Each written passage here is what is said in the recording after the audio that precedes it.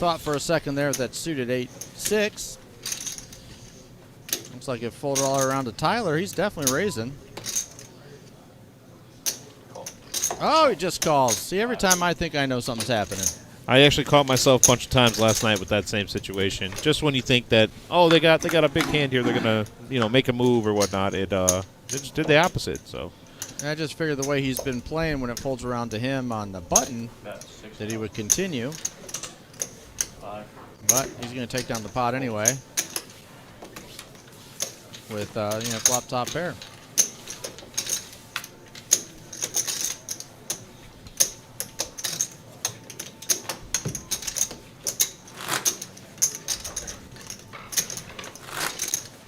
So I heard you mention fantasy football. Who's your guy this year? Who's the guy that's gonna?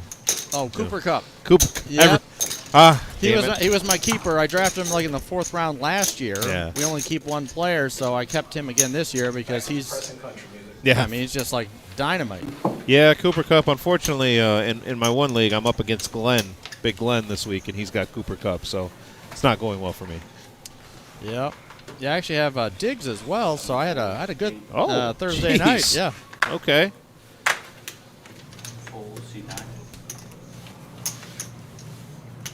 The Lions almost pulled it out today. It was close. What a shock! The Lions give everybody hope. It's like the Browns. The Lions are the combo draw of the poker world. Well, the football world. You mean like a gut shot and a backdoor flush draw? Yeah. No. Yeah. Something like that. Yeah. Preseason, so much hope. Then the regular season happens. Mike raises standard raise with pocket eights from +2. Actions on Ron. He's got ace jack of clubs. He might 3-bet here. He's in early position still. He might just flat. Calls. Yeah. Now Ron's the type of guy who he's very good at disguising the strength of his hands. I do like his play where he's able to mix it up. Sometimes he rolls over just a stone bluff, and other times a stone nuts. It's very hard to read sometimes. Yeah, he balances his action by not always doing the same thing. So a hand like ace-jack suited, a lot of times he's going to 3-bet with that. Sometimes it depends on who he's playing against, position, point in the tournament, that type of stuff. Other times it's just to balance out his actions. Mark? I'm sorry. Go ahead. I was actually going to give a shout-out to Mark Hopkins here from Jack's Menswear, one of our sponsors, is live watching with us. Scott wakes up in the big blind with king, queen. Some people will take that opportunity with a raise and a flat to squeeze, but it's not a very strong hand. If it was suited, it gets closer. 10 high flop, 2 clubs. It's not great for eights, but it's an okay flop. It's a good chance the eights are ahead. It also plays a factor of the guy behind you has almost double the chips you do. So, if he ends up throwing in some sort of re-raise here, it's going to be, some type of raise here. It's going to be interesting what Mike decides to do with a pair that's beaten by 2 overs on the board. I don't think Ron wants to bet him out of the pot. Not at least on the flop. He wants to win all his chips if he gets there. He's going to give him another shot to fire a lot of times. Sometimes he's going to raise here. And he's all in. There it is. That all in looks like it doesn't want to call, but he's actually ahead. For Mike's tournament life, I think he's probably going to let it go. It's tough, though, because he's left with, if he folds, he's left with 12 big blinds. Yep. And, that's still playable. You can still jam, but with 12, you're going to have to put it all in and double through somebody that calls you. And if you think you're ahead in this hand, you might want to do it now instead of later. The trouble is there's 2 overs to those eights. So even if he thinks he might be ahead, it's possible Ron's doing that with a hand like, Jack 9. Call. Queen Jack. And a call. Wow. That's probably a good call there. I don't know. It's a close one. I don't think I would fault anybody for folding. But he was right to think he was ahead and that Ron didn't want to call. I don't think he knew that Ron was actually ahead with his 15 outs. Well, it looks like he has 14. I don't know if there's any other dead cards. Plus a backdoor straight draw. Well, Ron here, 190,000 in the pot. And I believe if Ron wins this hand, he could possibly be our chip leader of the tournament. These are the hands you have to win. You're going to have a confrontation of this scale here and there, and you just have to win them. All right, so far clean board for the 8s. It's an excellent card. And clean board for the 8s. Wow, big swing here. Ron knows he was the favorite, and he is not happy about it. Looks like they're having some friendly banter about it. It's one of the nice things playing out here is, you know, some people get mad, you know, and sometimes people are critical or, you know, say derogatory things. But for the most part, it's friendly. Even when people are losing their money, Yeah. you know, they got a joke or a laugh about it, and they're on their way. Yeah, Ron's going to stew on that one for a little while. These tournaments can be kind of boring, and you spend a lot of time folding, and so hands like this just sit with you. You know, you just think about it. Because he knows that would have made the tournament for him. We are playing 9-handed here on our feature table for the 10K in a day tournament we have here. $185 buy-in with $100 rebuys. That had 40 entries today with 17 rebuys. $2,300 for first place today, and our top 9 are getting paid. Top 5 are going to make $1,000. Thank you everybody for tuning in and checking out our live stream. If you haven't done it before, but if you have seen it before, thank you for coming back. We really do appreciate all the support from the poker community that we can get. We do have some series coming up here. We do have our poker series, our Fall Classic series, October 17th through the 23rd coming up. The Monday, October 17th is our 3K Guarantee Crazy Pineapple Tournament. That's $70. Tuesday, October 18th is a 4K Guarantee Pot Limit Omaha Tournament. That's $100. And my favorite tournament, Wednesday, October 19th, 5K Guaranteed Double Green Chip Bounty Tournament. $165 buy-in, $50 bounties. Thursday, Friday, and Saturday will be our flights for the 100K main event, $260 buy-in with $100 re-entries. And then Sunday will be our day 2. So last time we ran this 100K event, Rob, we ended up with over 500 unique players that came through. That is a lot of players. So it's only going to get bigger and better here. That's true, yep. All hands are on deck for that particular tournament, and they will be again, so we appreciate all the support. So we got an under-the-gun raise to 16, which was about a third of his stack, and a call out of the hijack with pocket 8s. He's going to call with the 8s are an overpair on the board with a gut shot draw, so you know, even though he's short, he's got a call there. You can't just flat a raise and then let it go, and he does. He makes the call. He is behind, but he does have some outs. He will be crippled if he if Chris loses, and Kevin will be out if he loses.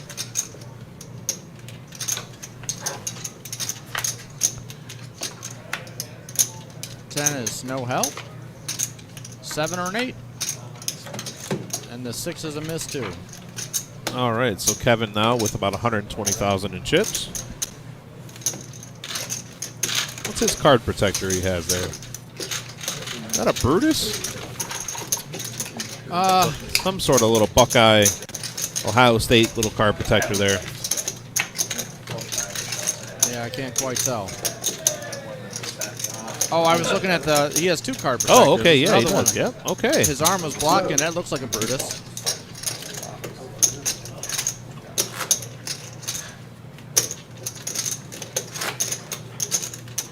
Brian Smith Dealin's a transplant from Battle Creek. Yep. Longtime dealer up at Firekeepers. Yeah, Brian is. I believe Brian is one of our most experienced dealers that we have. He's been around multiple different places, and knows the rules very well. He's also one of our floor managers during the week here. So all around good guy. Glad to have him on the staff.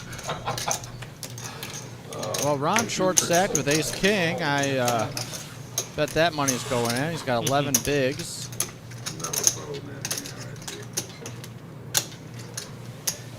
He's definitely not folding. He may try to raise and get some action.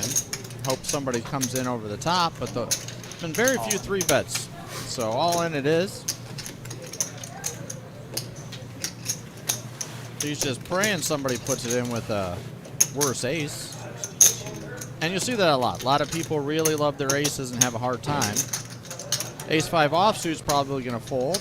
Brian's been playing pretty tight, and it's not a very strong hand. But, you know, an ace-jack, ace-queen, those hands are going to have a hard time letting go.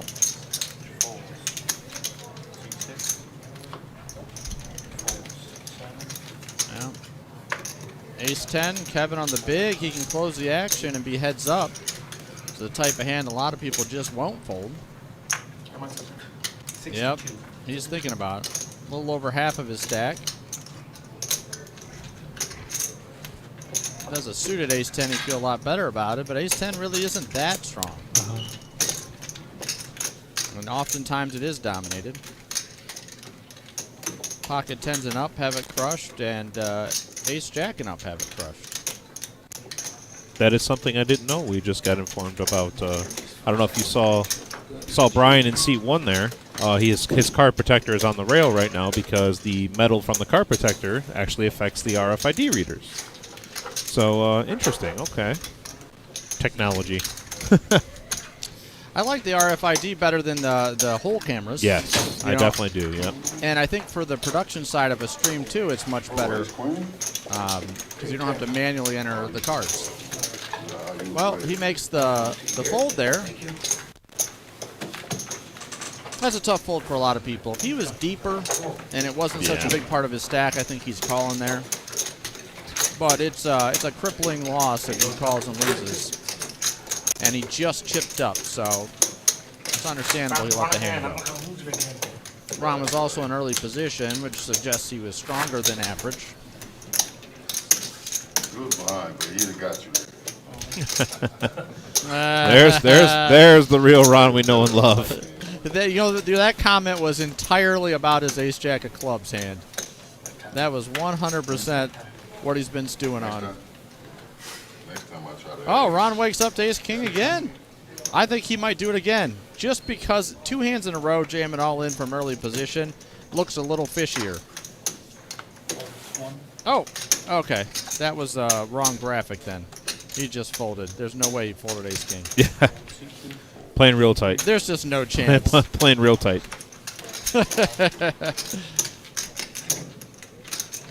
Yeah, I wonder what happened there. Yeah. Because he's in a position where the cards aren't going to accidentally go over his reader. For everybody watching at home, we are down to 25 players now. 25 players left here in our 10K a day Super Sunday tournament.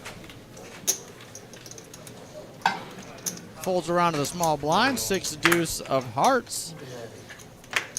And he gives him a walk.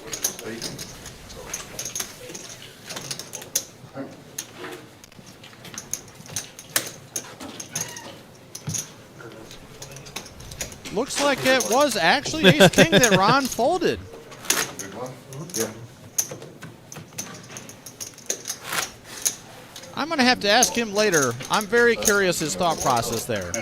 And it might just be to avoid the risk of somebody calling because it looks fishy. Yeah. Because ace-king, after all, is only ace-high. So maybe he just didn't want to have the action. Maybe he looked at it wrong. I don't know. I don't think I fold ace-king there. I mean, what's his chip stack at? He's got I believe he's at about 50, so he's got, I mean, what is that, 30 bigs? He's got how much? This is saying 150, is that Yeah, right? I think he's actually a little less than that. He was just all in for about 60,000, so he should be, if I'm not mistaken, around 70 currently. But he won that all in. Yeah, so he was 74, I yeah, think it was, yep. actually. Yeah, so 74 is, I mean, what is that, 15 bigs? I don't know, you just can't pass up on hands that strong when you're that short. There had to be something else he was thinking. Chris has queen jack off. He goes all in with 16,000 from +1. It's a pretty small all in, but it's a standard raise. Ron's got jack 10 of clubs. One of my favorite hands. Well, I really You have can't several fold favorite again. hands, right? I mean, I really don't have 2 cards I don't like. I mean, I believe that. So he's going to get a call. and he's way ahead.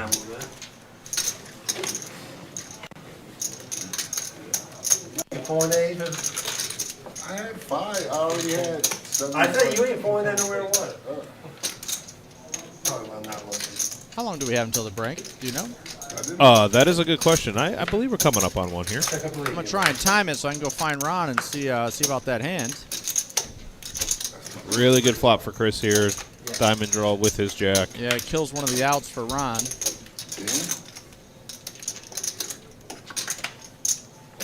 That's it. He's gonna double through. It's going to be one of those days.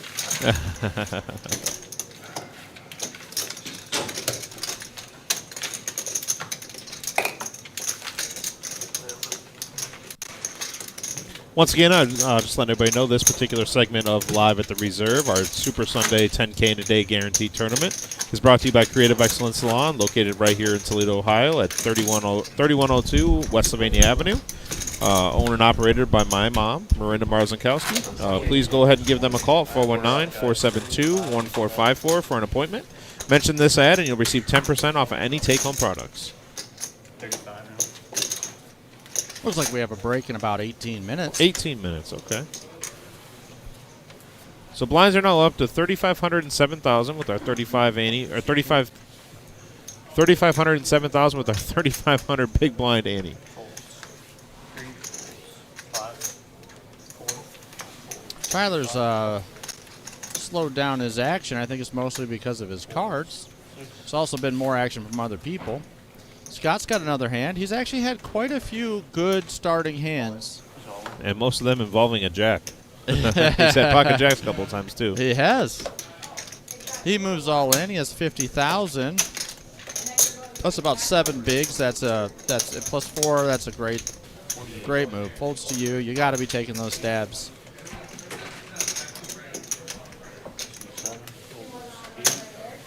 No, I'm not ready. The table broke.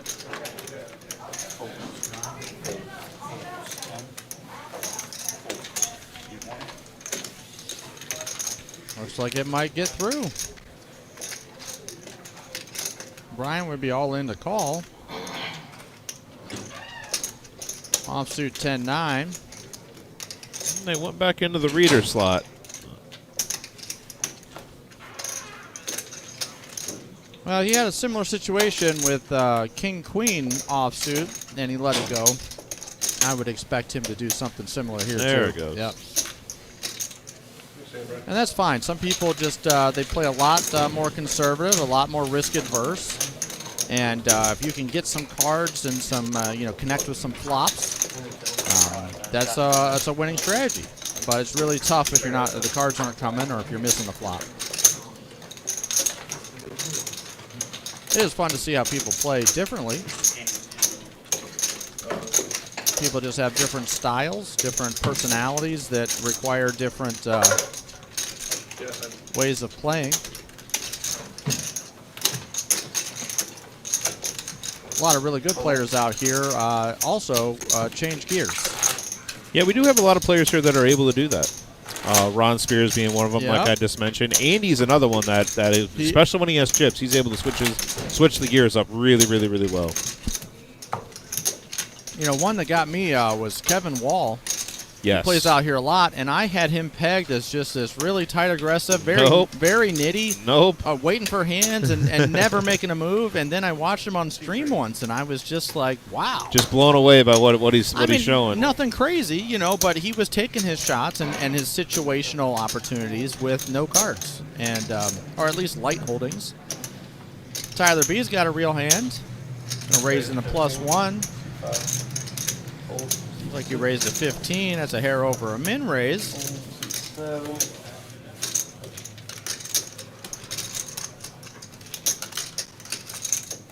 Andy's got a suited King-9.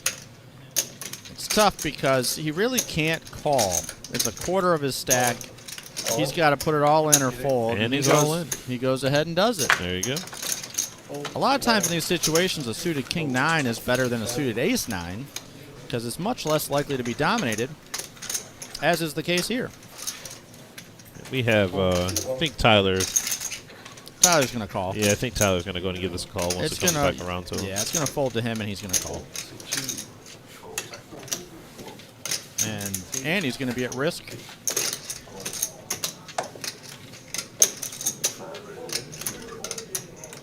I like Andy's move. Sometimes it's tough to do that, but he knows that if the blinds come through him with 60,000, he's got like a little over 8 big blinds, and when the blinds come through him, he's going to have about 6 big blinds. So he may not get a better hand than King 9 suited. Call. All right.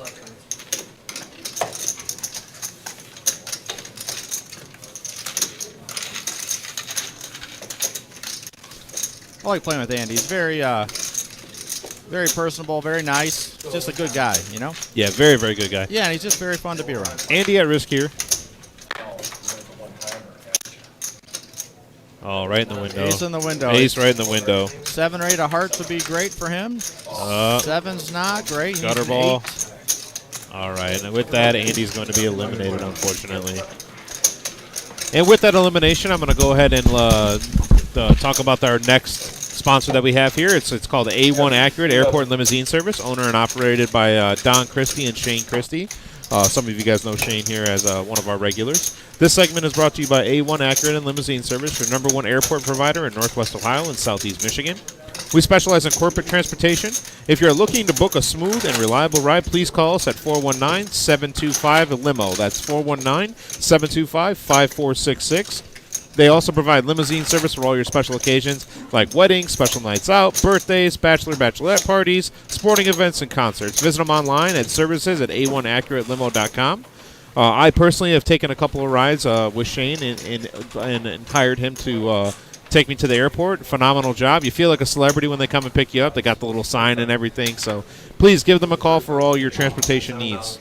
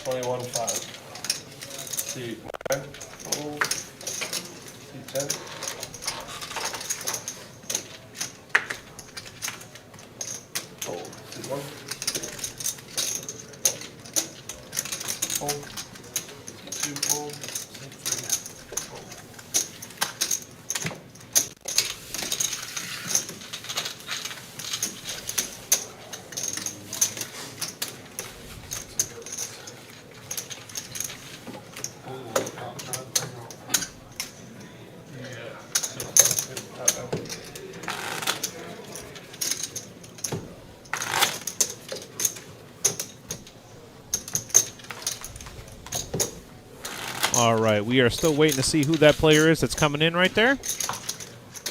We're going to continue to play 9-handed here on our feature table of our Super Sunday 10K in a Day tournament. We have Josh P. here in the box.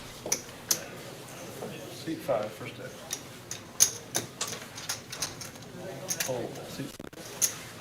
So far, we're folding around here. No one picking up too many playable hands. Seat 9.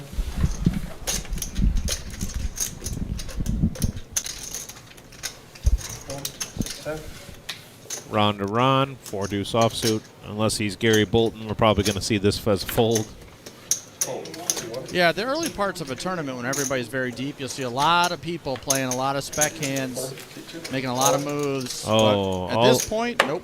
All in here by Chris with pocket tens, and Garrett wakes up with pocket queens. Yeah, and that's going to be a reshove, and that's standard on both parts. If you're on the button with pocket tens and you're short stacked and you don't go all in like that, you're doing something wrong. But he just got unlucky that Garrett woke up to a better pair. Oh, yeah, I got no one.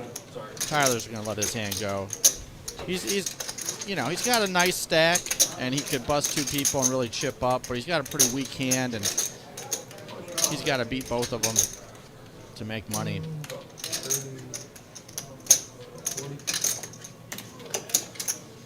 I don't know. Sometimes you see people with bigger stacks take a stab. I mean, he's got, what is that, 30 bigs?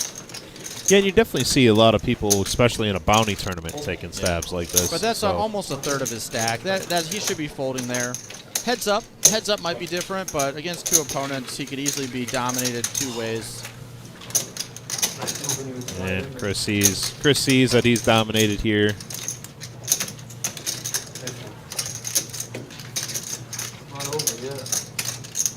Not over yet.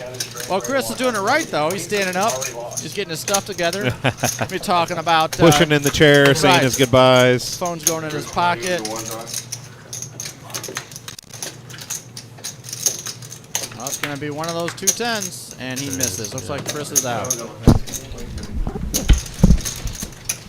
All right, so with that elimination, we are once again going to be bringing a player into that particular seat. So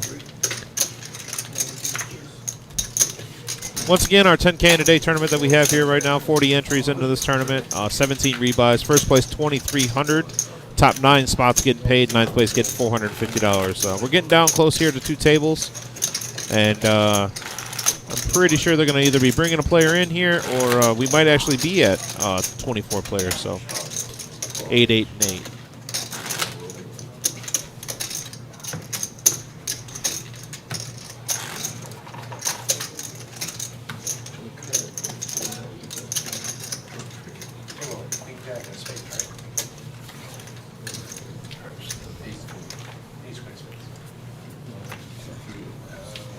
All right, action's going to start on Scott here. Leaves him in the reader for a second. Kevin's going to probably go ahead and fold here also. Around to Ron. Gives it up. Not very many playable hands this particular hand. 10-3 and 10 deuce offsuit, not exactly premiums. But Garrett's going to continue his good run here and pick up ace-jack on the button. And Tyler now has the queens. The queens giveth, and the queens are going to taketh away.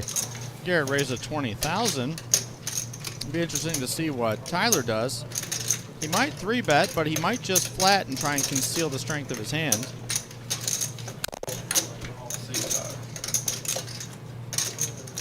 You flatten the small there, you're risking the big blind comes along and you're playing out of position against 2 opponents. But he's got them both out chipped by enough that he's taking the risk to win a big pot. I like that play. Tom does come along with the suited 7-5. And we've got a nice sized pot here. Tyler's looking for not a king. So he's probably going to float a street or 2, but he's not going to like his hand. That's 20,000. Tom's got a gut shot, but no hearts. He's probably going to let that go. I'd expect to see Tyler call. He's getting 4-1 on this call. He might jam all in, but that's a risk, or I should say just raise. Yeah, he's just going to call. Tom is going to let it go. Tyler's going to check here, unless he, well, he might bet that diamond. He does have a diamond redraw, his second nut flush redraw. He might take a stab right here. He's got the chips, he can afford it, and he can apply pressure. There's 104,000 in there, and Garrett's got 57.5. Even with just a 1-pair king, it would be hard for Garrett to call. All right. Well, that's about the best card, the best run out for Tyler after that king on the flop. Garrett's going to have to fold. He's going to have to fold to any bet. He can't put any pressure on Tyler. He just doesn't have enough. Yeah, well, I mean, once Tyler bets 40,000, it doesn't. At this point, obviously, Garrett's got to fold. He only has 60,000, roughly 60,000 back. So nothing that Garrett's going to do there is going to get him to fold for that additional 20,000. Right.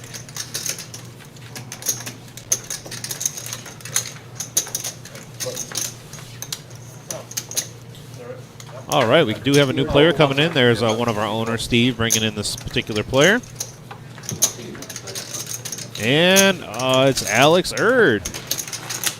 Alex, one of our winners from yesterday, took down the, I believe he took down the freeze out, chopped it up with somebody. Been on pretty good heater lately, Alex has.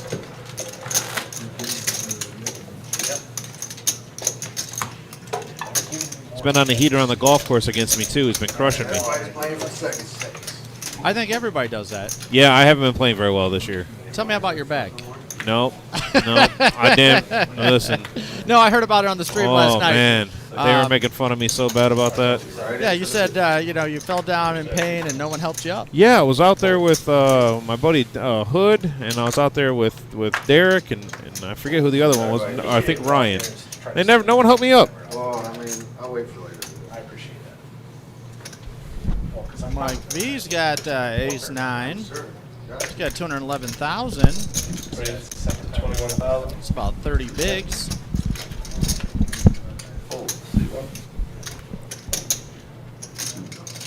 He raises to 21. That's 3x. And there's a whole bunch of nothing hands. Jack 8, big blind. He just can't afford to defend. 21. He really has to put it all in or fold. Jack 8 from the big in a heads-up pot might be a defend there. Mike's in early position, so maybe it's a fold. I think it's kind of close, but not with that chip stack. With that chip stack, you really just can't afford it.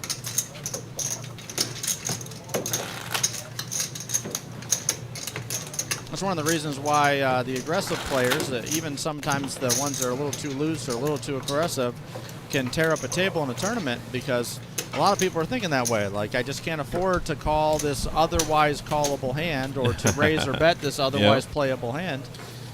Knowing there's so much action around you. Right. Fold, see there?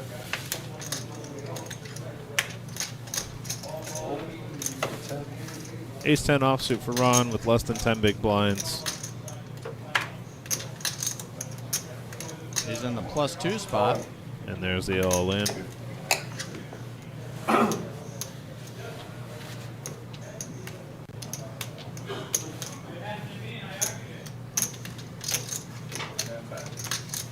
Tyler folds. Tom's going to let his hand go. 50,000. 50,000. He'd have to call himself all in. Scott's going to let it go. He'd have to call it all in. Alex, new to the table, doesn't have much. 7. Going to be a third of his stack. He lets it go as well.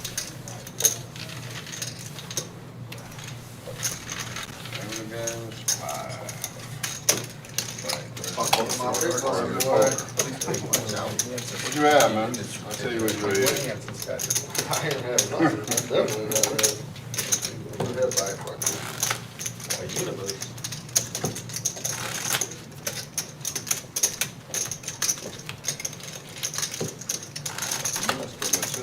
Yeah, I think I'm up. Stacks 20, sir. We all act like you're upset stacking. Ron giving the dealer a little bit there for knocking over his perfect stacks. All right. Feet 9. Let the world see what I'm playing. Make sure I'm a professional player. Learn a thing or two, huh? Try it. You fold this in. Or you viewers. 2-1. It's a pretty good hand here for Brian to shove with. Suited 9. He's gonna give it up. Never mind. He did fold all the way down to pocket jacks, I think. And then he played that hand. And I think he has folded since. All in. Ace 9 of clubs. Now it looks like the player's getting off the table. I think they're about to go on break. How much? He's got 7 bigs with a suited ace. That's a good all-in. Scott's got a suited king jack for almost exactly the same amount. You never want to be calling all in for all your chips. 48,000. But if you're going to do it, this is probably an okay spot. You're on the button. There's not too many people behind you. And because Tom is so short, his range is pretty wide. Oh, yeah. Looks like our graphic is going to be over this all in here. I got pair two, so I'm in great shape. You got a pair of twos? No. Yeah, there you go. Wrong way? Like this? You should know the way. Like this? I like this. I don't know what I'm doing. All I know is you need kings and jack. You do whatever you do, but you don't put no king and jack Oh, out. there's a lot of outs. Well, he caught his 9. Jack, queen, or king.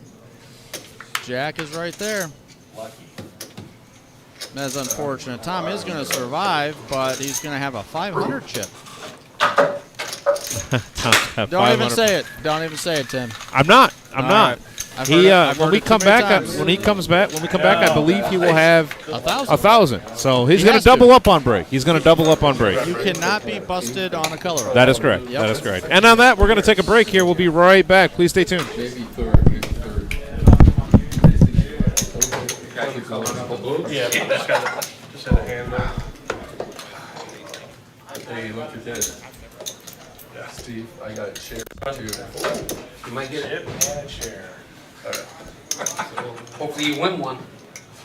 If not, Can he get knocked out by it? Yeah. That is, That that's sucks. kind of, I know. hey Jim, question for you. Tom's got.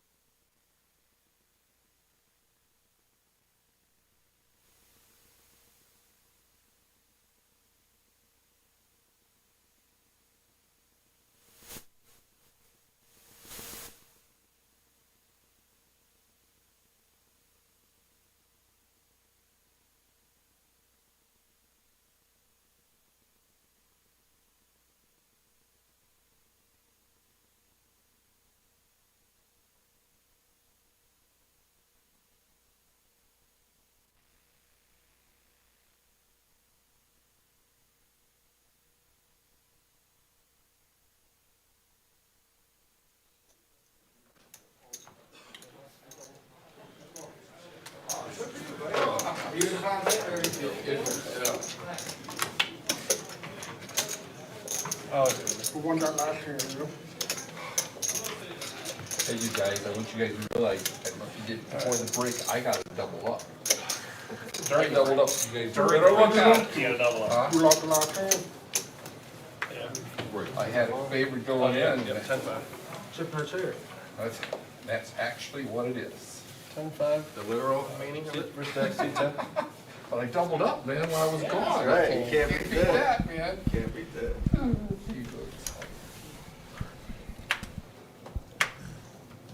Fold, seat 3, fold. Seat 4. 10K? Fold, All seat right. 5. And we are. I doubled up to 10 big blinds, from 10 big blinds. Ron the color. And we are back here, if anybody can hear. Seat 10 will.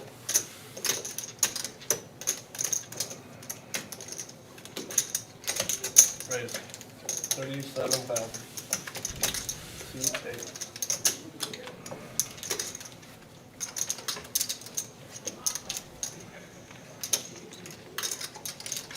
Fold. Seat 9.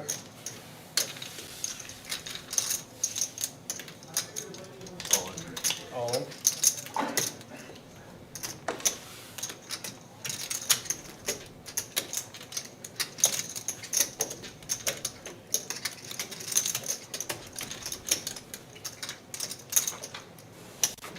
All right, welcome back, everyone. I appreciate you guys chiming back in here. Big hand brewing here between Alex and Mike V. We are live at the reserve here for our Sunday Super Sunday 10K guarantee tournament. $185 buy-in. We had 40 entries, 17 rebuys, and first place is $2,300. Paying the top 9. 198, 198,000. 198.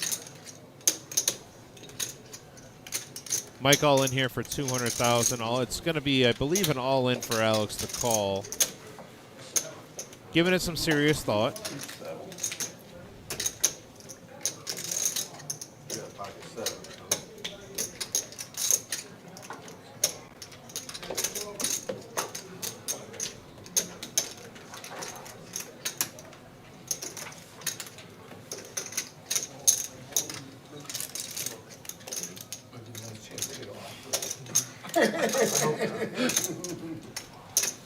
No, I stole your chips. I don't want to get accused of stealing while you're out here.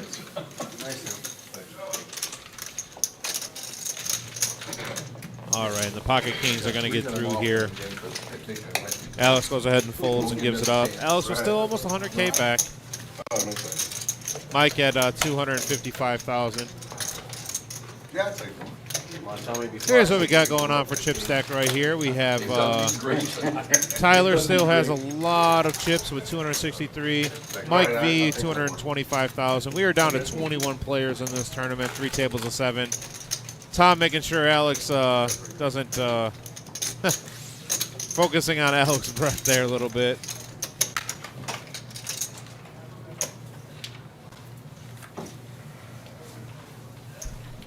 All right, still have Josh P here in the box for us dealing. One of our fabulous dealers that we have here at the reserve. Great staff. I've always said this before. It's a professional environment with the home game feel.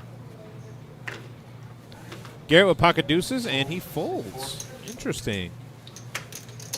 Tyler folds. Tom's going to pick up ace king here with 1,000 in chips, and he's going to be all in. All in. Careful now. All in. No problem whatsoever. With a 1/10 of a big blind. Oh, man, so far so good. So far so good, he says. Get run off his- Pair of threes here for, and Kevin folds threes. Okay. And Josh here going to get the pot right. Or 1,000. Yeah. But it's gonna be 111 in the end.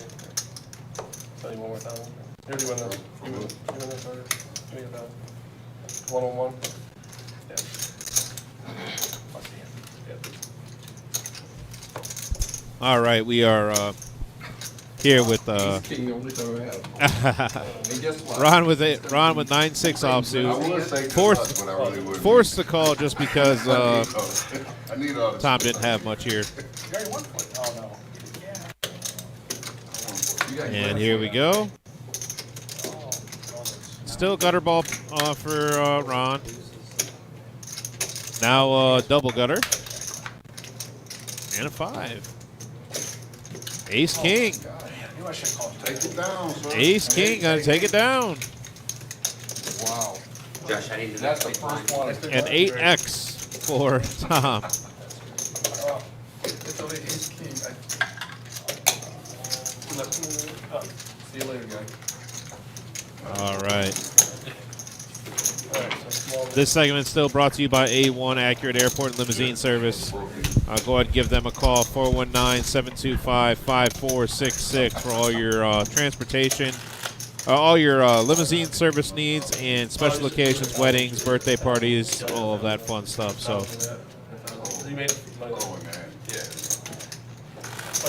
I didn't exchange it. Just kidding. You actually made more than I did. Yeah. 40?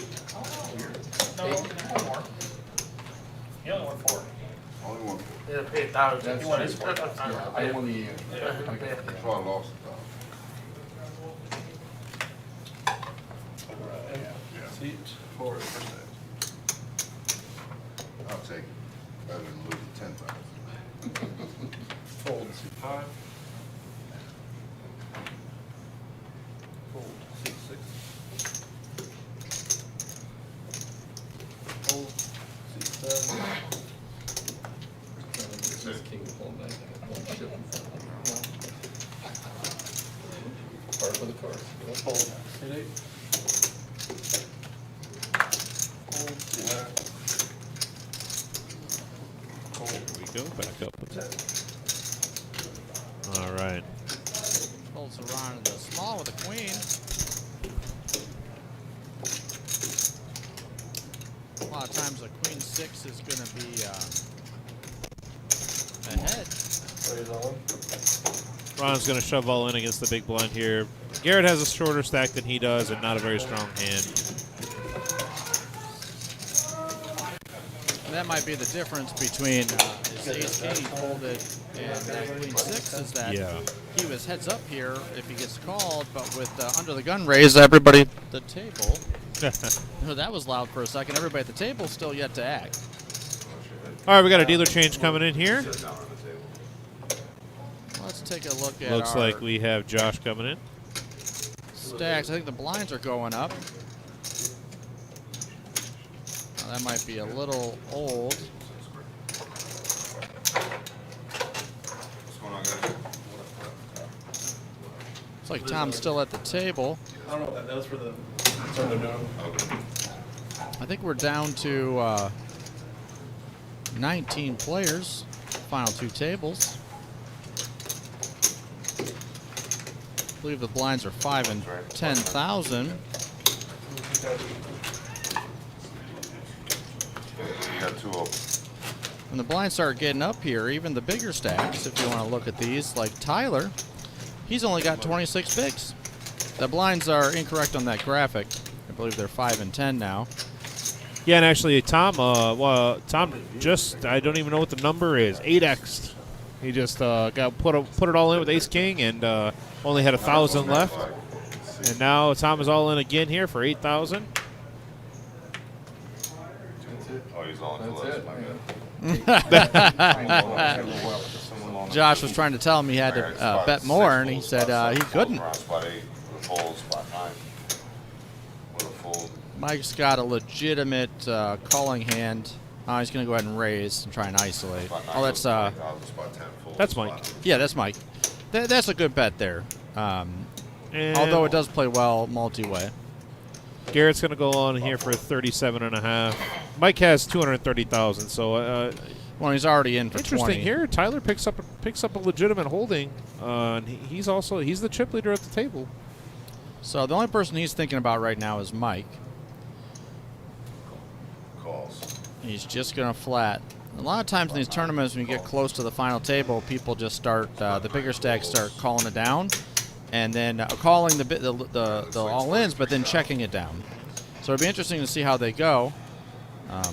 I personally am going to bet my hands and try and push out somebody who might outdraw me, but a lot of people don't.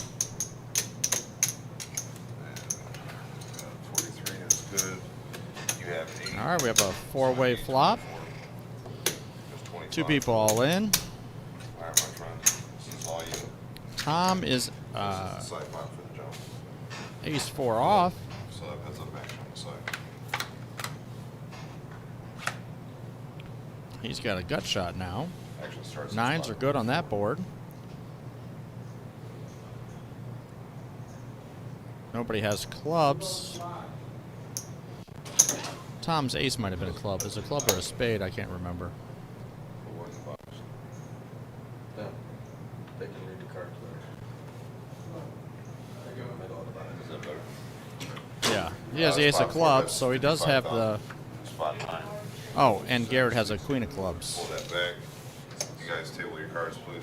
Oh, looks like they got Tyler bet, and looks like Mike might have folded.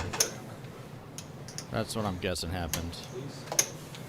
Couldn't quite see the action there, but that would make sense with the bet amount that Tyler has out Throw there. that bag in there, baby. Where's oh, it's on the side. We Yeah, can't it's over see there on the right-hand side. Queen on the river for spikes. Garrett. Wow. Just got a bag for it, man. Clean on the river for Garrett. Hey, you guys. Well, Tom's eliminated. Very good. All right. I'm not sure. I feel like I can play. Maybe I'll see you next time when I'm down there in Cleveland. With that, I believe we are down to 20 players. We're under 20. So we will be bringing players into the live stream. You got all the 100 chips at this stage. So you got all these chips, and all they do is count them. Takes them too long. No, I think you're right, Tim. We are down to 20. I believe so. Yep. Maybe for me, but All right. All right, buddy, this is spot number 3. Go see old baby. guys all have a nice evening. You too, bud. Thank you.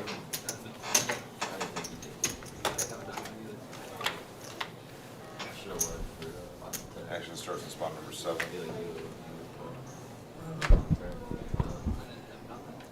Fold spot 8.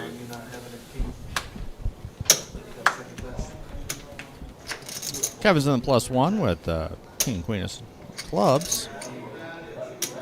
It's a good raise in hand. Sometimes when you start getting a little bit shorter in early position, those hands don't look so nice. I do find it interesting, like just kind of how the Spot 10. you know, as the blinds get up, those stacks get shorter and shorter, and the ranges get wider and wider. So you see hands like Ron folding queen 10 there. Some players play that. Tyler with another pocket pair. Yeah, a lot of people woke up with some hands here.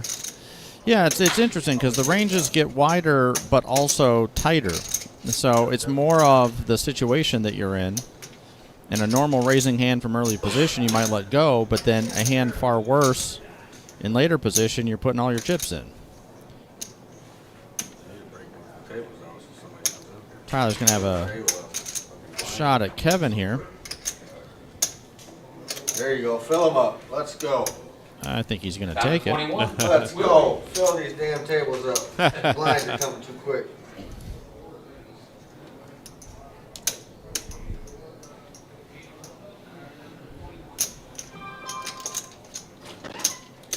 Looks like he just flatted. Want the rabbit? Oh, no, he said raise. Okay. And he did make a good raise there. I think that would force both of them all into call. He did try playing three-handed out of the small with just a call against a button raise with pocket queens earlier and got burnt. Oh, no, he didn't get burnt. Did he backdoor diamonds on that hand? Yeah. Is that- yeah, oh, yep, okay. Yep, that's the hand. It flopped with an ace, though. Yep. So And Tyler's Kevin's- going to shove here, and Tyler- or excuse me, Kevin Kevin's called. going to shove, No, Tyler bet him all in, basically. and here we go.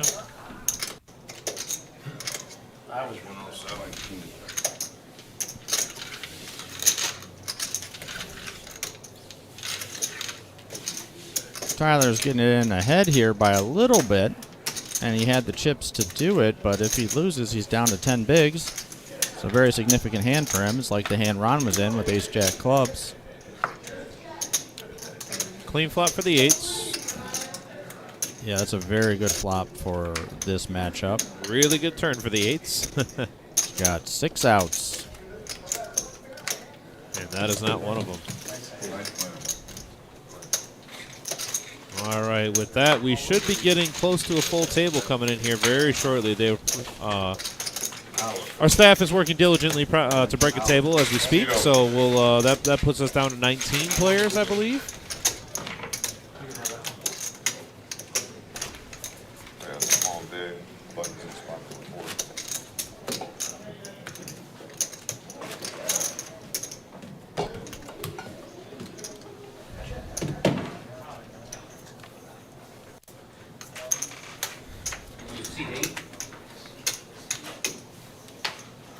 Actions continue while we keep getting players.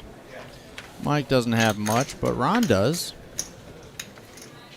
He's in the hijack, so he's in a little bit later position. I think we're playing, is it 7-handed right now?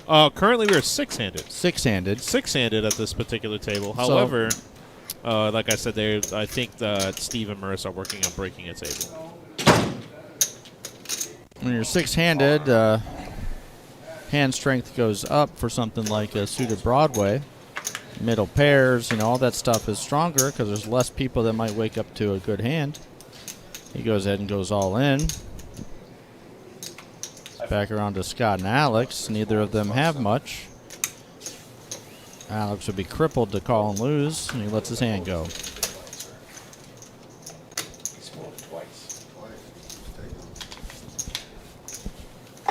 Ron will be under the gun this next hand. I'd like to see him get dealt ace-king, see what he does this time. Yeah, I am completely baffled by that ace-king fold, and I can't wait to talk to him and ask him a question. I'm guessing the thinking goes something like if you just went all in the very hand before, and you go all in again, somebody might call you with like a Jack-10, suited Jack-10, a pocket nines, and so even though you're going to be a little bit ahead in a lot of those spots, you're still gambling for your tournament life, and you're more likely to get called because you just did it. That's got to be something like the thinking, because otherwise it's just too strong of a hand. You just can't pass up on it. But no, he does not get ace-king. He's got 5 deuce. Garrett in the hijack's got a legit hand. Pocket 10s. Spot 10, fold, spot number 3. Looks like he raises to 28. Spot 6. Folds. Spot Scott 7, and folds, Alex spot don't have much, but Mike does. He's in the big. He's got Garrett out chipped. He might just defend here. See what develop on the flop, but you can 3-bet in these spots, especially you're going to be heads up.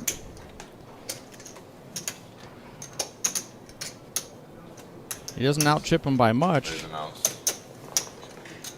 Looks like he is going to 3-bet. It's like 95,000.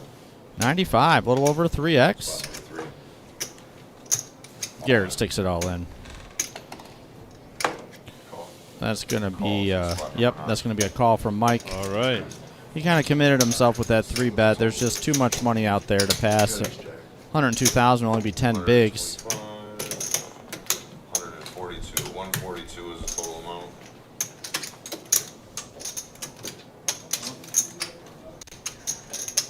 I get a 10, please?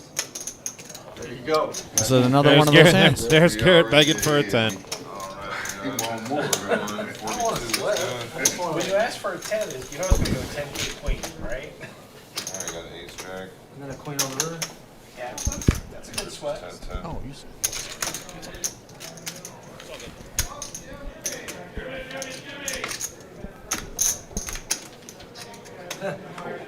10 in the 10 window. in the window. But Now a gutter ball. gutter ball.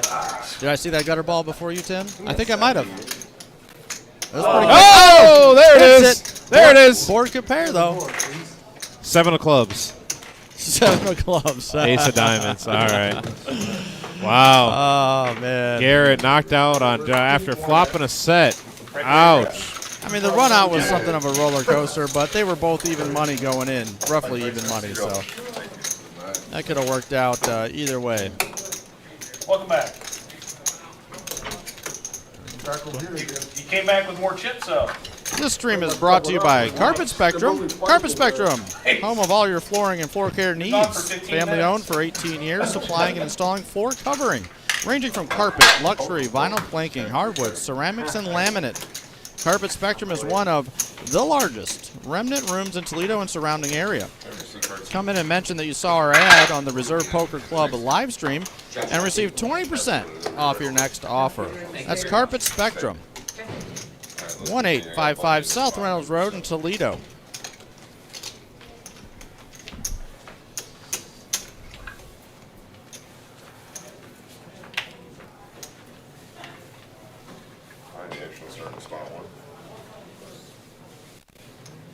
Brian here hasn't had much. Hasn't had a lot of chips, hasn't had good cards, but he's not going anywhere. He's been playing that really low risk, low variance, disciplined fold strategy. All right. I've done it. New player here to the table, Bob K. Interesting, he doesn't have his glasses on. Normally Bob's wearing those glasses down around his nose. Yeah, he likes to look at you over his glasses, like like he's disappointed with you. Like how you're. Yeah. There's never like when my parents were mad at me, it was fine. I could deal with that. But when they were disappointed with me, that hurt. And that's the feeling I get when he looks at me. Oh, it looks like we got another man. The action has picked up. Mike has a real hand. Scott's gone all in with a weak ace. There was another ace-6 that folded, I think. So that's a couple of his or one of his outs. Yeah, Ron is let his hand go, and we're heads up. Looks like Mike here might be able to bust another player. Yeah, Mike's been on a heater. It's fun. It's fun to be on one of those. If I've been on the receiving end of running into people who play the get a hand like ace-6 and then beat me when I have the ace queen. But the worst is when you have a heater early in the tournament and then you fizzle out when it matters. And that's a miss. No draw.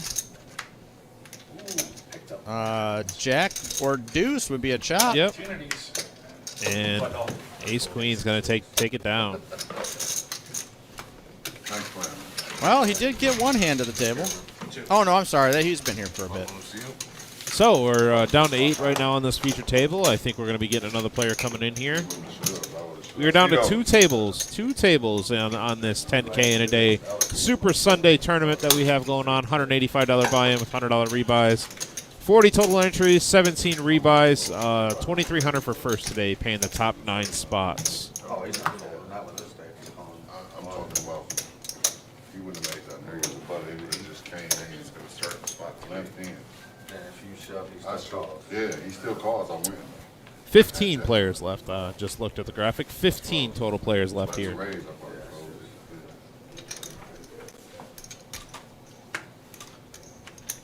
About 2 moves on. Got another all in here. Todd, just come to the table. I have that jersey at home. That's one of my favorite jerseys I own, that 75th anniversary Barry Sanders jersey. I did love Barry Sanders. Yes. I was never a Lions fan, but man, I loved watching him play. And the Lions did him dirty. Yeah, the Lions did him and Calvin Johnson pretty dirty. Well, he ended up retiring early because he didn't want to play for him no more, and they wouldn't let him go. Todd's all in. Tyler's going to give him some action, and Bob might too. Looks like Tyler just called. It's a little risky with ace-queen off. It's not a great hand multi-way. Spot 5 calls, 58, spot And now it's three-handed. Wow, a lot of hands, a lot of playable hands, but not calling raise hands. 9-8 suited in positions great if you're deeper, or if you can.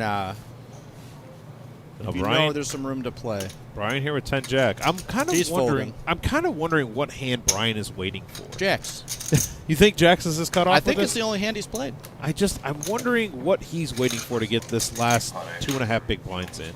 You know, some people. I've played bigger tournaments like Brian's playing it, and you can actually make a good run if you get some cards at the right time. But it's hard to play that way, because even when you do double up, you're still short.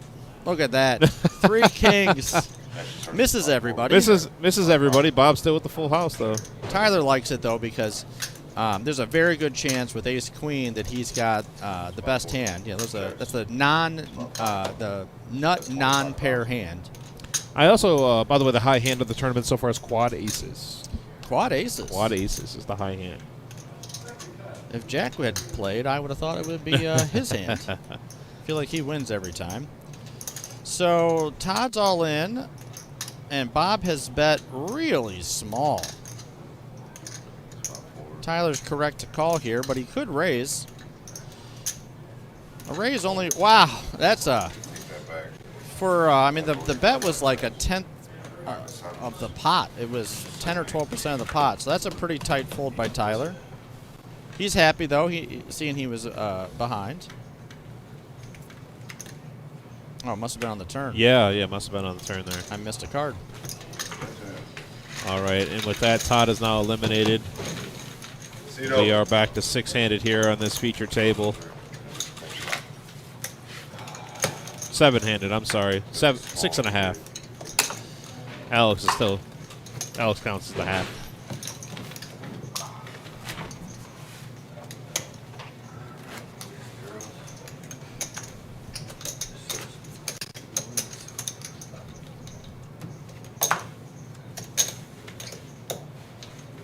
Here we go.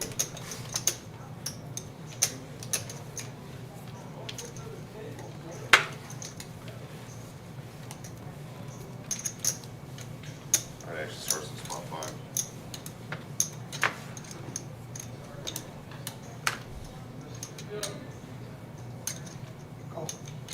Calls. Spot number 7. Folds. Spot 8. Folds. Spot 9.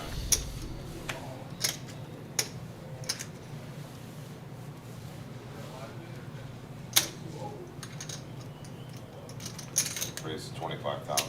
Spot 10. Fold. Spot 1. Fold. Spot 4. These chips already wearing down, huh? Faded. Mike raised with pocket sixes. Faded. Well, Bob limped with a suited 10 or ace 10 first. Folds. Buttons in seat 10. Spot 5. Call 45,000. They're heads up. They're both a couple of the bigger stacks. Bringing in another player here to this feature table. 5. Bob flops top. Is that Mr. Kevin Wall sitting down? That's 31,000. Surprised he was able to drag himself off the boat today to join us. He does have a hard time coming in the summer. Yeah. Yeah, it's a tough life he lives living right on a lake. Yeah, we might never see him if not for the fact that he works in town. He likes to ski, by the way, barefoot. Barefoot skier. Yeah. That takes some talent. That takes some talent and balance. I don't have the balance for that. So Bob leads out with top. It's called a donk bet because he was not the pre-flop raiser and he's out of position. A lot of people do it. It used to be a bet associated with donkeys as in a negative connotation, but it's not actually that. It's just a lead when you were not the aggressor pre-flop, and there's a lot of reasons to do it. He did it because it was a draw-heavy coordinated flop, and he had top, so he's protecting his pair. He's double-barreling on it, and Mike just does not believe him.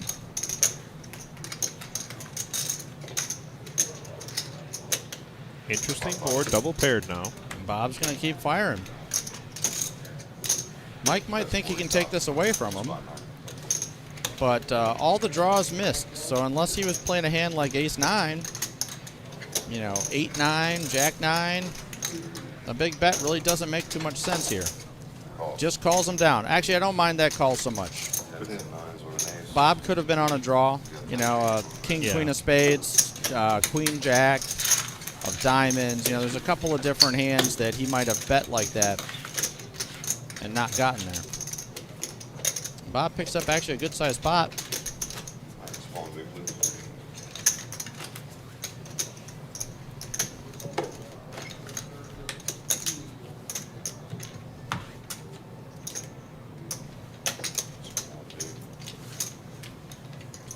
All right, so like I said, right there, new player on the right there, Bob, is Kevin Wall.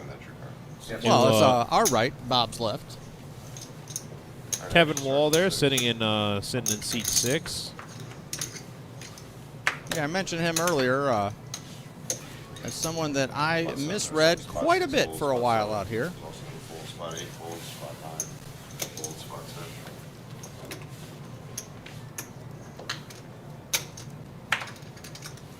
Fold, spot 1, fold, Tyler's got 9-7 of clubs. Got about 25 bigs. It folds to him in the small. He's going to just call. Bob checks his option, looks like.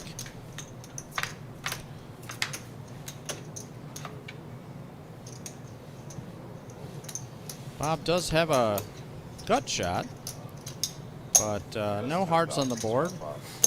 Oh, he's going to float his gut shot. Maybe he's just playing his position. So there's a lot of scare cards for somebody that flops one pair on this board. And that is one of them. It happens to give Tyler 2 pair, but it does bring in a couple of straights. It brings in diamonds. Also gives Bob a double gutter. But with the diamond, no, he's going to come along. All right. An 8 or a 3, and they miss. That's a full house for Tyler. He's going to value bet. 85,000 a pot. How much would you bet here, Tim? 85,000. To get value, I'm probably throwing out 30 from Bob to try to see if Bob will call anything. 35, somewhere in there. He has shown a willingness to call down, and Bob really can't. Obviously, he can't call. He's playing 6 high, so he's going to fold or raise. Probably fold. Tyler's showing a lot of strength. Tyler could throw a 10K here, and Bob's going to go ahead and give this up. But I didn't see what his bet amount was. Looks like it was like over pot. Oh, he went all in. oh, You know, I actually really like that bet. A lot of people say, why would you do that? You want a value bet. You want them to call. But sometimes you're going to have somebody who just can't let go of their hand. And if Bob had diamonds there, he's going to call. He's going to call his flush. yeah. You know, and or if he thinks he's full of it and he's got a hand like ace-9, he's going to call.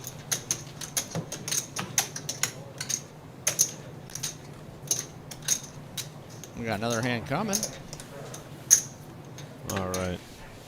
8-handed. I think we still have 15 in. Is it still 15? I believe it's 15. Yep, I believe we're at 15 players. Getting close to that final table. Spot 8. Blinds are now up 6 and 12,000 with the 6,000 big blind ante. Spot 10.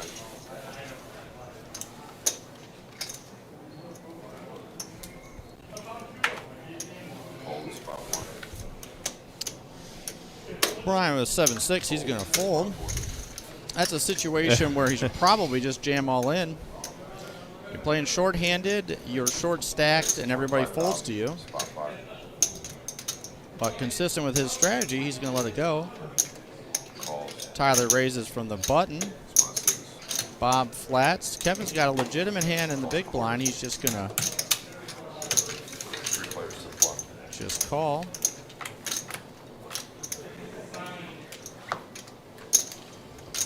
That's bottom pair for Kevin. Second pair for Bob.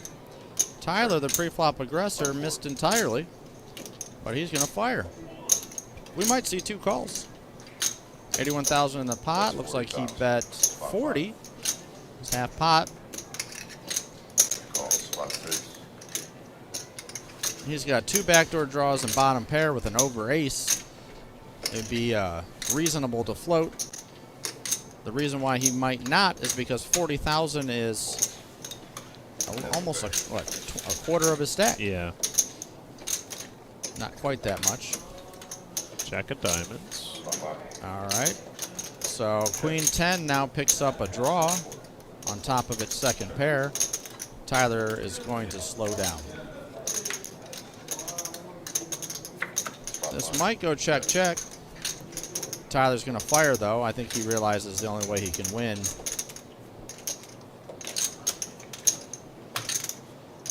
is to bet.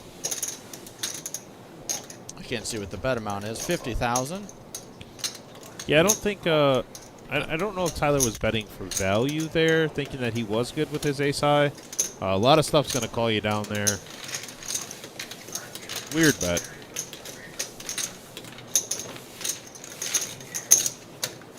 Yeah, when he had the full house, he overbet the pot all in, and when he had ace high, he value bet a third of the pot. All right, we're doing a quick dealer change here.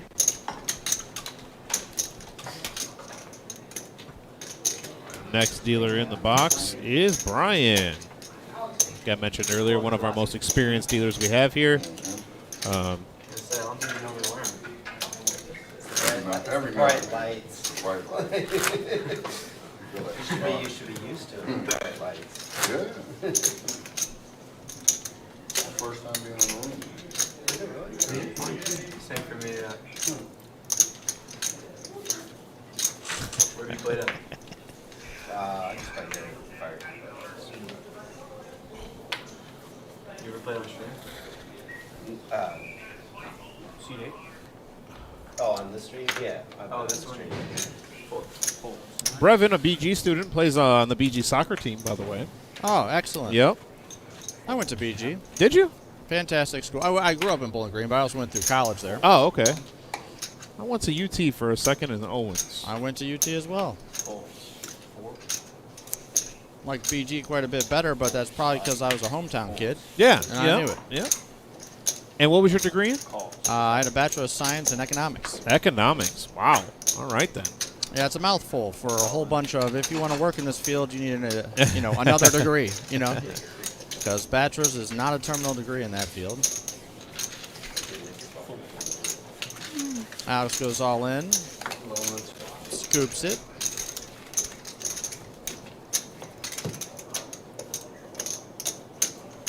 I've tried to get into watching soccer. It is the most popular spectator sport in the world. But not in America. Oh, no, wait. Are you ready for the World Cup?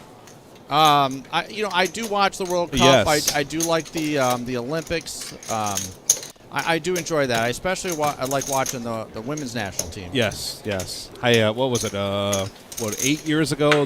What was that thing called? The Vuvuzela or whatever? That horn. Do you remember that? Oh, that yeah. thing? That annoying? Yeah, that was big. I started watching the year that Brandy Chastain took her shirt off to celebrate a goal. Why is that? Did the slide? Well, she had her sports bra right, on, yeah. But the slide and the fist. Yeah, and it was iconic, Yep. And Yep. so after that, I was hooked. 76,000. I hope I said her name right. Yep. Yep. Ron's all in with King Jack of Spades, but don't give the man Ace King. He'll fold it. Tyler's got Queen 10. Don't give the man. Don't do it. Don't do it. Actually, I have a lot of respect for it because I don't think I'm that nuanced to be able to make those folds there. Looks like he's going to take it down.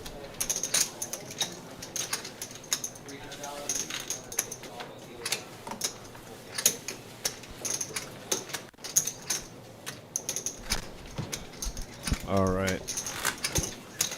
Now, you got to play on the stream before, correct? I've played on the stream. Yep, I've had a couple of fizzles on the stream.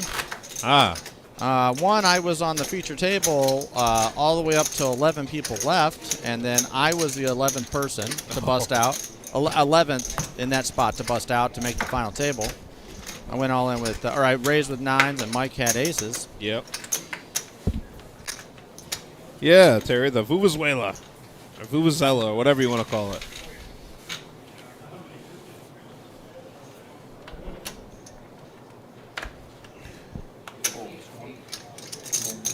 Brian is all in with pocket sixes, 19,000. That is. So we found his cutoff. A blind and a half. He's still likely to have the best hand. Kevin in the cutoff with Queen 7. For the amount of money. And Brevin in the small blind fold. Brevin should be calling. Mike has to call. Yeah. He doesn't even have to look at his hand. It folds back around to him. He has to call. He's got it 1 over, suited 10. And Brian stands a very good chance of, I think, essentially tripling up.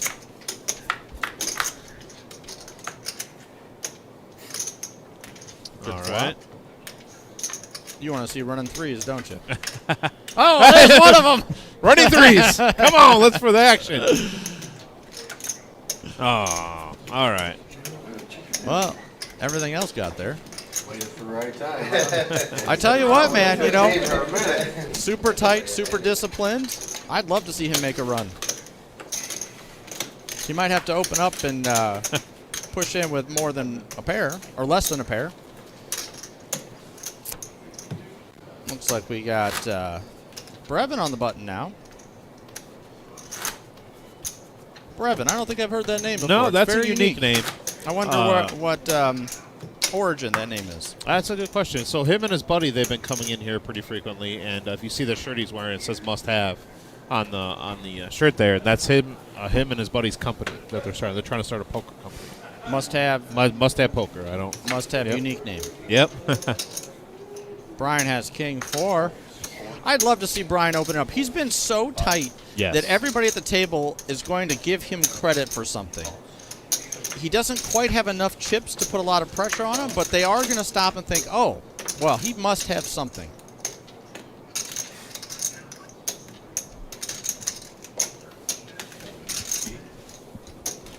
Calls. 9.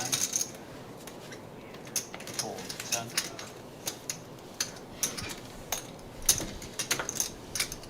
Brevin does call on the button.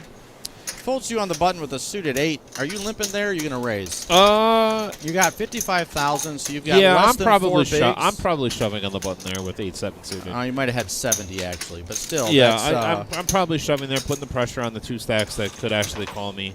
yeah. You want to pick it up. You don't want. You're not deep enough to play and hit the big hand. You know I wanted to. Who was making that sound? Was that Alex? I wanted to. So you limp with 8-7 and That's it. you miss everything. Checks to you on the button, and you check. 10. All right. That's it. Well, now Bob has a pair, and he's going to bet them out of the pot. Yep. 15,000. 8. And that's why limping on the button there is tough, because you have less than 5 bigs, and now you have less than 4 bigs. Oh, I went down so bad. We got too many tips. Nice hand, sir. Now Brian is in big, and the blinds are going to just devastate his stack. Let's see what he Yeah, decides to do. blinds are up there right now. They need to be in a tournament. As people get eliminated and chips start to accumulate up, you have to push the action. Some tournaments have super long blinds and super flat structures, and they take multiple days to play. We have a few of the 2-day tournaments out here, but this is a single-day tournament. They'd like it to get over before the sun goes down and comes back up. All right, this next segment of Live at the Reserve here on our Super Sunday 10K Guarantee Tournament is brought to you by Blue Line Roofing. Principal owner and manager is George Rodriguez. Anybody that plays here knows George. He's always smiling, happy guy. Blue Line Roofers is a locally family-owned business calling Toledo their home since 1964. Located at 2511 North Summit Street and serving Toledo and the surrounding area for almost 60 years. Call 419-242-4222 today for a free estimate from a highly qualified and experienced roofing company that is licensed, insured, and a long-standing member of the Better Business Bureau. We are proficient at online permitting. We do it the right way. Tell Blue Line Roofing you saw their ad on the Reserve live stream and receive $50 off your next roofing needs purchase. That's Blue Line Roofing, located right here in Toledo, Ohio. Owned and operated by George Rodriguez. Please check them out. They do fantastic work. A lot of poker players have gone to George for everything that they need. And he always is an upstanding guy. Make sure that they know exactly what's going on and what he's doing. So we've got some action here. Sorry to step on the end of that. The action went limp, all in, 3-bet, back around to the limper. It's 1/6 of a stack to call. He lets it go. We got a heads up, all in. Brevin's tournament life is on the line.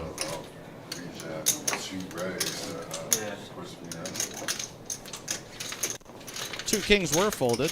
Ron had king queen of clubs, and Bob had king 9 of hearts. That hurts Brevin's chances. But he does have 2 suits he can run. And an ace in the window. Ace right in the window. 2 kings are down, and hand looks good. Ace. 9. Plop a 9. Oh, All right, there we go. we got a gutter ball now. Oh, Yeah. I hit Broadway, too. All right. Yep, Ron And would have had. Ron's He would have had the nut straight.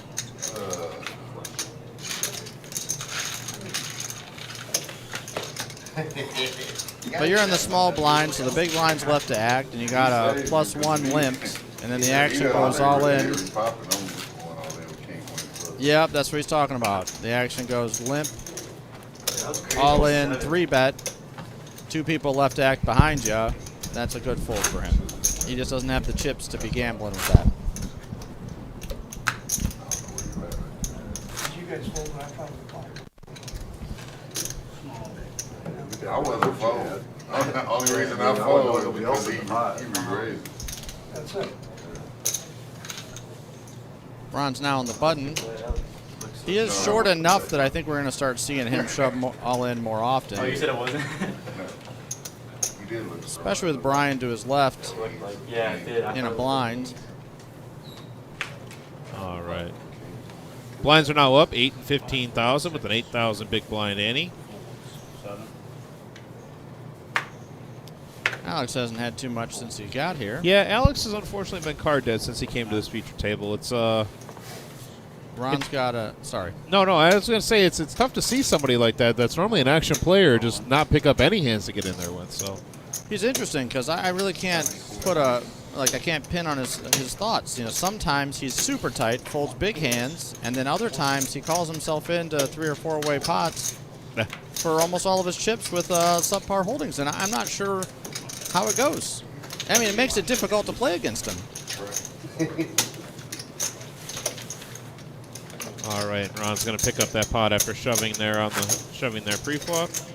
That's a good raise. You got an ace on the button. Everybody's folded to you. Brian's shown he's going to fold just about every hand.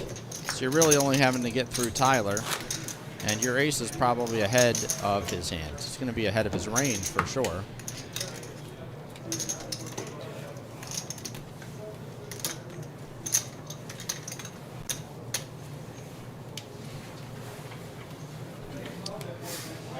Kevin's under the gun with ace-9. All right. This is getting to a tough spot in the tournament because even though he had 130,000 chips, that's like 9 big blinds. Oh, kings for Brevin. He's so Brevin is going to try and push his momentum. This looks a little fishy. He's been all in quite a bit the last orbit. So anybody with a reasonable hand like Ron with tens is going to pay him off. I mean, tens are going to do that with just about anybody in this situation. Ron's too short to fold that. And what I like about it is that Brevin raised. He didn't just shove. You know, he has about 10 big blinds, or had right about there. He didn't just shove all in. He actually just raised to 65. You know, sometimes a player of Ron's caliber might be able to think through that. Although Brevin has limped and played lighter pre-flop a few times, this is a raise for 40% of his stack. So Ron might think he's actually very strong.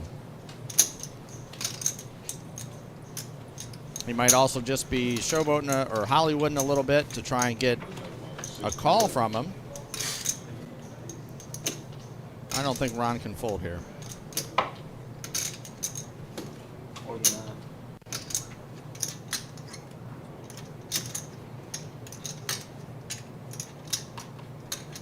You ever fold tens here, Tim, with one raise to you? I mean, if there's more action, if it's like, you know, raise call, 3-bet, you know, then you start to. What a great fold. So you know what? It was the. Wow. Did you hear what he said? I think it was something about his bet amount. You know, man, that's respect to Ron because I don't think I can make that fold. Wow. Let me see one. How you doing, man? You got another one to match that? I folded pocket 10. Wow. That's excellent. Actually, you know, I mean, like, that's next level. You don't see that much. No, you don't see people folding pocket tens here, that's for sure. I think it was Brevin's bet size. I think actually if he goes all in, he gets called.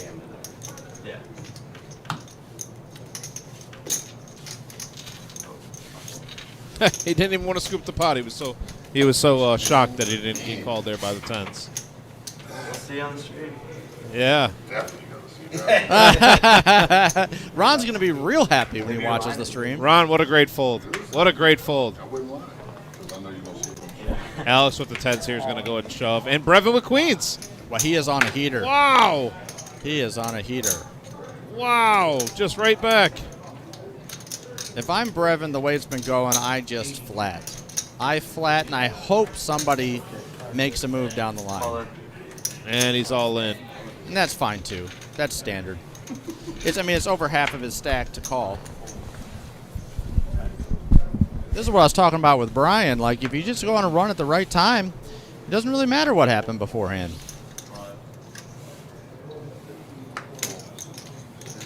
Kevin with a suited ace, too. He does like that hand. A lot of people like that He's got less hand. than 10. What does he have here? He has 8 big blinds?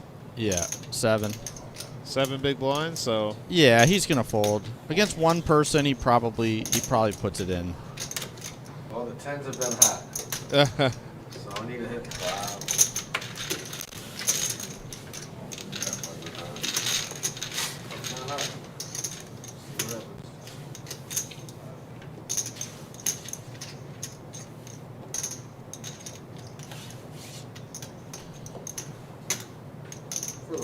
Here we go. Oh, nope, we just got Nope, diamonds. Yep, diamonds are covered. You need Black hearts. ten. I need a black 10 anyway. Nice hand. And that locks it up there for Brevin. Shut up. I was overtime. No, for Alex. Or, oh, yeah. Or I know, Yeah. I see what you mean. I see what you That mean. locks up the hand for on the turn there. Yep. King, previous Yep. king, queen, Well, there he So is. with that elimination, we are going to be down to with that elimination, we'll be down to 11 players. And ace king, yeah. Even with the heater that he's on, he only has 20 big blinds. And that fact, I mean, like the bigger stacks of the table are in the 20 big blind range, 20 to 30. And that's why there should be a lot more action than we had seen earlier at the feature table. It makes sense that people are being more active, raising more, and playing more because they're starting to run out of time. They have to take their shots. That's what makes tournaments so complicated is these situations are very unique. You know, you play a cash game, and it's like, you know, you got a ring, you got a full ring of people, and it is what it is. But here you've got other considerations.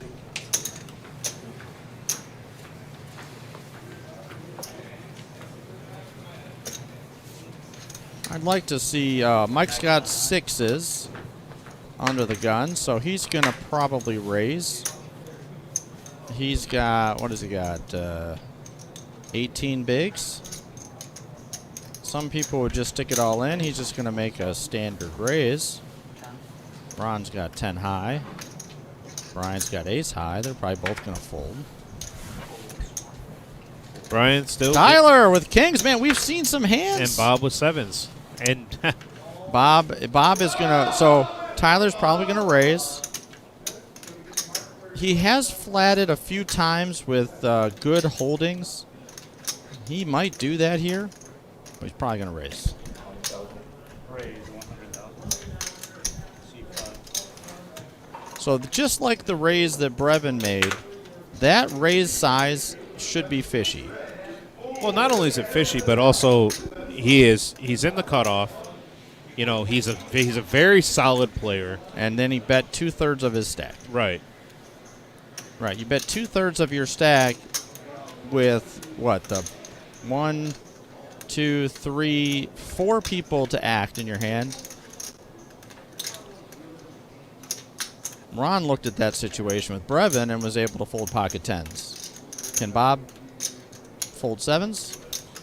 I think Bob at minimum is calling here. At minimum. Oh, 6. Kevin's going to fold. Mike might jam.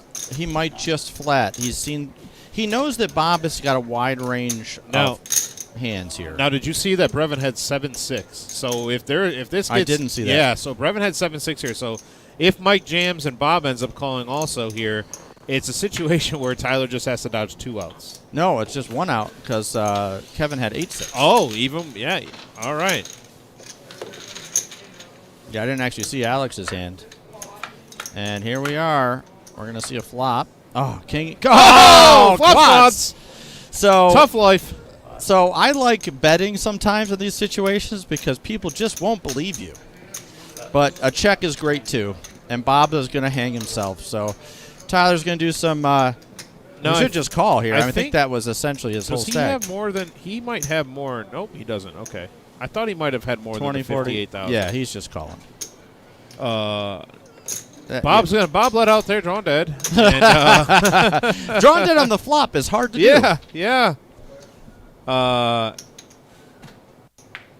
can save a lot of time here for to get the pot right for Brian. If you just scoop it and just push it on over there to. This is something of a slow roll too. Like you can just flip it over and let him know that you've got him crushed. You don't look. He's still holding on to it. During the live stream, though, Oh, I was wondering if Tyler was going to smile. He was like looking so sour the whole time.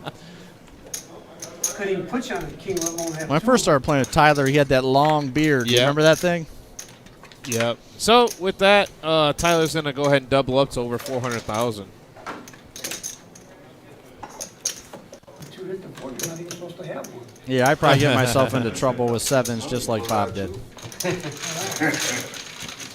I was talking about this earlier. Bob just lost a decent-sized pot, and he's laughing around and joking with him. Yeah. And that's just how it is around here. That's easy when you got 500K back. That's easy to laugh it off when you still have 500K. I mean, that is a fair point. I guess he is. He was over 30 big blinds, so he was a little bit better than I was talking about before.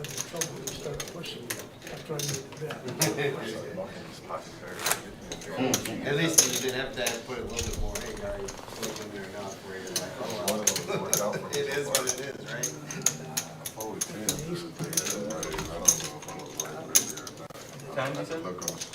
That's not even the high hand for the tournament. No, quad aces is the high hand. I don't think he plays high hand, but that's beside the point. Looks like Brian might be in the big blind now. Nope. I'm sorry. Blind's he's +2. He's got a suited jack 4. He's going to fold it. But with 19,000, you don't want to wait till you got, because if you get to the big blind, you've got to pay the ante. Yep. And the ante is 8,000. 8,000. So then he can't even post the big blind, and he can't win that money. Oh, he can win the ante bag. But it's just a limp for everybody else to call. Looks like Kevin, I think he raised.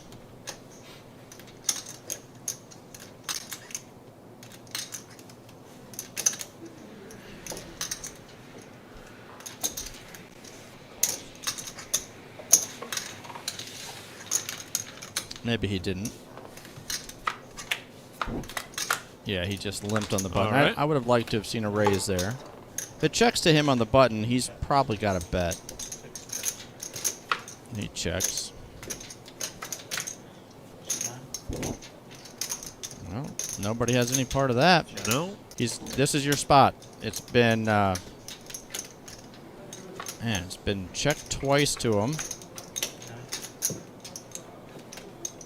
So Mike has the nut non-pair hand with that queen, and Kevin has let him get to the point of thinking that's probably best. He bets half of Kevin's stack, and Kevin's going to let it go.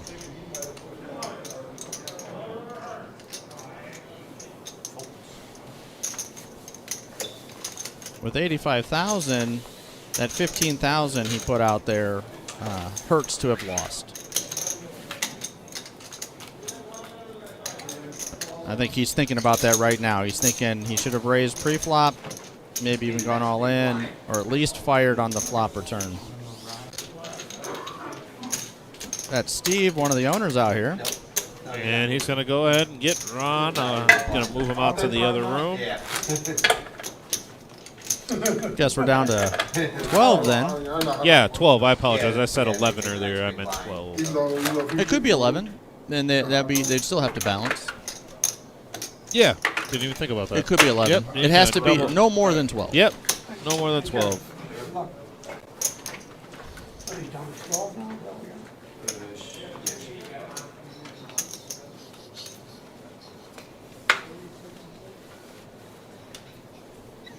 Four.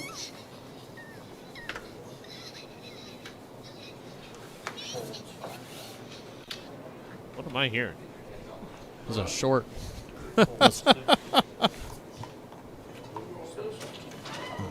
Oh, Calls. 8. I don't even. interesting. Calls. All right, Brian is all in finally here with. It looked to be he's all in there. Jack 3 off. I bet he hates it. I bet that caused him all kinds of pain. I'm rooting for him. I'm always rooting for the underdog, but I like to see people play disciplined and go deep. Of course, you'll have to win this hand in about 5 more double ups. Yep. Bottom pair for Brian. And that's good. Still good. Just got to dodge an 8, 9, or a deuce. And a 6. And Brian has That's the only card I got. more than tripled up.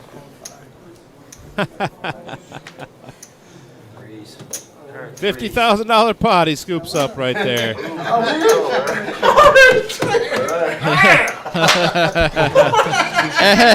Look at him. He's laughing and having a good time. Yep. That's fantastic. All right, Brian. Let's get some momentum now. Get going. Give the man something like pocket fives. Give him ace queen. Let's get going. He's been so short stacked for like 10 and 2 20 hours. already. I mean, he's literally had just a handful of stacks. He for the should last 2 have hours. had one more hand though, because he pulled the big blind out. Yeah, I know. Yeah, It didn't work out. that'll work out for him. I'm digging the hat too. I do like that. Very Bryson DeChambeau style. It's hard to pull off plaid. I couldn't do it.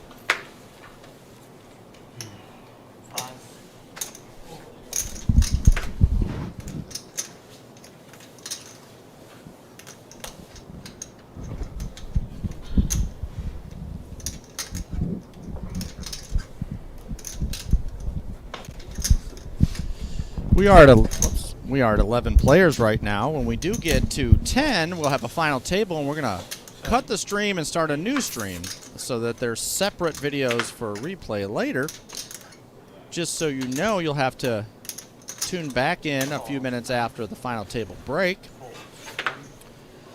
Brevin just limps in the cutoff with a suited ace 3. He's got, he had 276, so he had less than 15 bigs. He wants to be raising there, even if it's a min raise. Because, oh, it looks like he over-limped. Bob limped with Queen Jack under the gun. I don't invoke these guys. But that gives Tyler a free look at the flop with a king high. And 6 that he trips up with.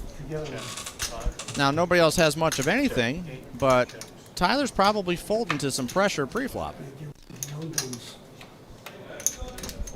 Well, at least nobody else has hit. Tyler's probably going to bet and take it down.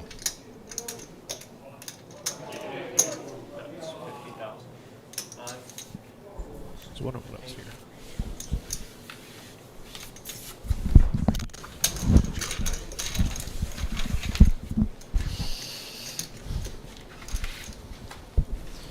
That is a good feeling for Tyler right there. Scooping a pot that he should not have been in.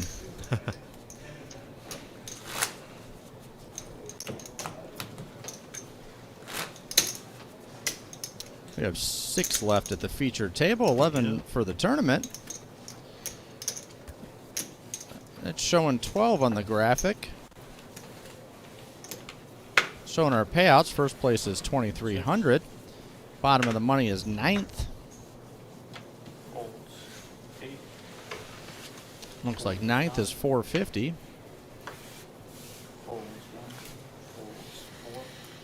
Action to Tyler in the small blind. He's had the good luck at this table to have a lot of hands where in the button and small blind the action has just folded to him. And when you're the guy that gets the benefit of that and you're willing to bet with not great hands, you can really chip up and take advantage. And that's what Tyler's done today. We've seen him do that. Now he flopped a gut shot and a club draw. He flopped the gut shot straight flush draw. Which too. would beat quad aces. Unfortunately, got to use 2 in your hand. Oh, you do? Got to use 2 in your hand. You do. But clubs would be bad. That 7's a little scary looking, but it does give Tyler the best hand. Let's see if Bob bets. He does not. Straight on the board. Straight on the board. I think Tyler's going to stab at this. Yep. Yep. And Bob says, I'm not even going to think about it. I'm calling. There's a straight on the board. He showed the 4 first. 6 cards. He's wondering why it's chopping. Look at him. Gets a 6-card straight. Yeah, I'm going to say, like, 5's the max. There we are. Now we're down to 11 players here in our $185 Super Sunday 10K guarantee. First place $2,300 and paying top 9 spots here. So say Super Sunday 10K guarantee fast 5 times. Don't do it. As my colleague Rob has mentioned, as soon as we go to the final table, after we lose one more player, we're going to end this stream that we're currently on and start a new stream. That way, if you ever want to go back and watch it, you're able to just watch the final table and the final table only. Actually, now that both Tim and I have told you that we're going to cut the stream and start it new, we've been informed that actually we're going to play through. Just kidding. There we go. Break in 13 minutes. Average chip stack is 314,000 and some change. 40 entries, 17 rebuys, 11 left. Round 16. Blinds will go up substantially. They're 10,000, 20,000 right now, and they'll go up to 15,000, 30,000, which is a 50% increase. That's a large jump up. And stacks like Brian's will have no choice but to be all in. Even Mike V, who's played solid, had some good situations, had some big hands. He's only got 11 bigs. And when it goes up to 30, he's going to have a little under 8. He goes ahead and raises with pocket jacks. That's a legitimate hand. Brian and Tyler fold.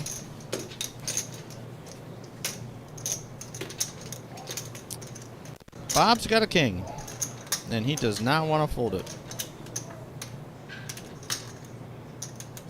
Kevin can't wait to fold.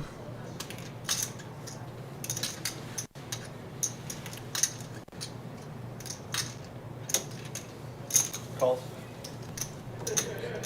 I think this is the first time I've seen Kristen, one of our dealers here in the area, looking on the live stream. So, hi Kristen, thank you for checking in on us. It popped up. Glenn Poitinger has been commenting like crazy. Glenn, you can put all those words in one comment. You don't have to spread them out. I think he's hitting the enter key instead of the space bar.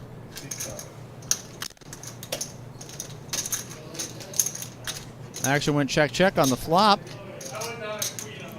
Bob's going to take that. Oh, I thought he was going to bet. Looks like Mike's going to bet. Bob really has to let this hand go. He can't call. He can raise, but he's probably just going to fold. Especially to this size bet. That's 80,000. Fold. That was a pretty quick fold. When you bet 80,000 and you only have 153, I mean, maybe you want to be able to get away from the hand, but you're leaving yourself with less than 4 big blinds. So are you really going to fold? Probably not. So yeah, there's no fold equity there. With the blinds at 10 and 20,000 with the 10K ante, all the stack sizes have shrunk down pretty substantially. So Toby's following in Glenn's footsteps. Sounds good, Hutch. I'll be here all night, buddy. I'll be here all night. We got Josh dealing.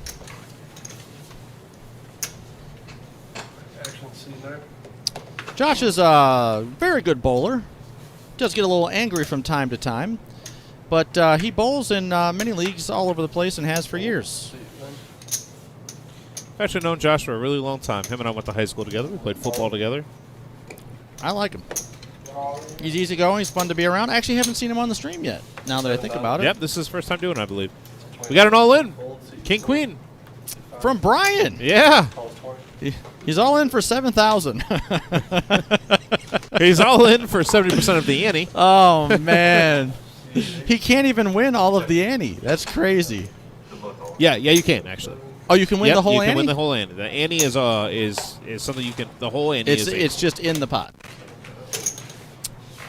So he can scoop 7 from everybody and the 10.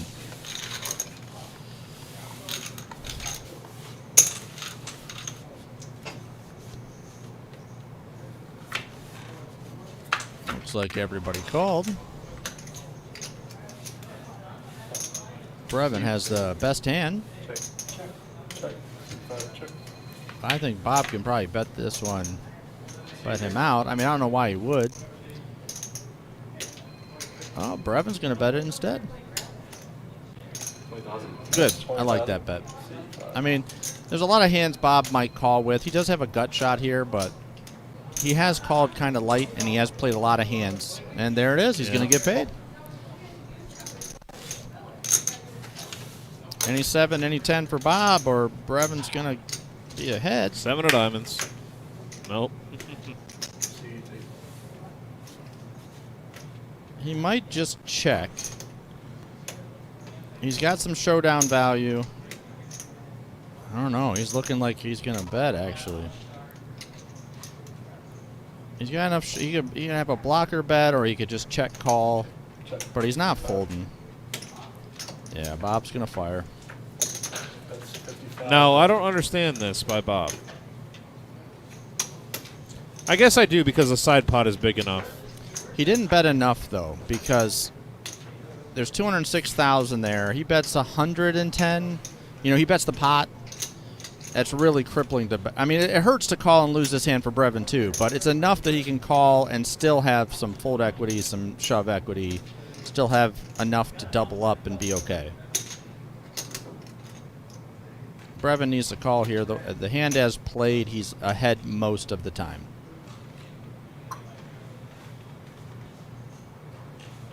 I mean, I guess the thing that people think is, like, what bluff does Bob have? And it's probably 10-8 and 8-7. Oh, 8-7 got there. So 10-8's really the only bluff he has. And Kevin is just as shocked on why Bob bet.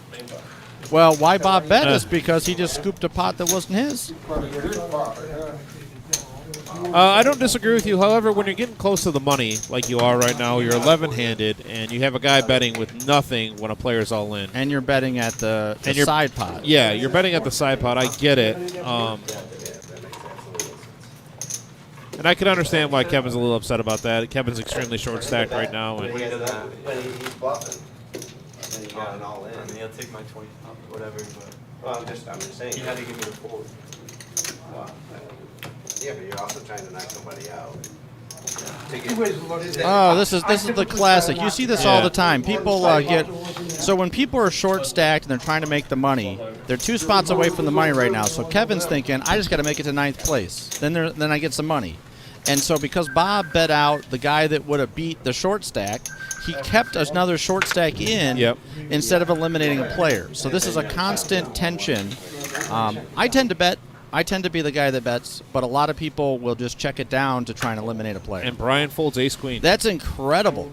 He's not. I mean, he's under the gun. He's big blind next hand for 30,000. And by folding ace-queen, He doesn't he run dodged kings. Jesus. I mean, you know, that's just how it goes sometimes. If you never play a hand, you can't lose all your chips until the very end. Hey, Adrian, yeah, those G-men cost me $20 there with Mr. Corey Sanders, so it's unfortunate. I really thought that Tennessee would be better than that.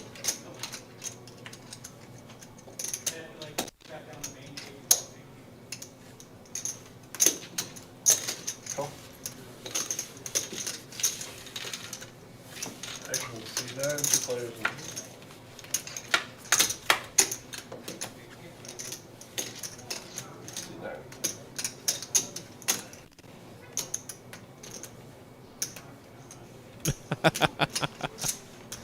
Yeah, I understand, Trent. It's a interesting way to go about things, folding that ace queen.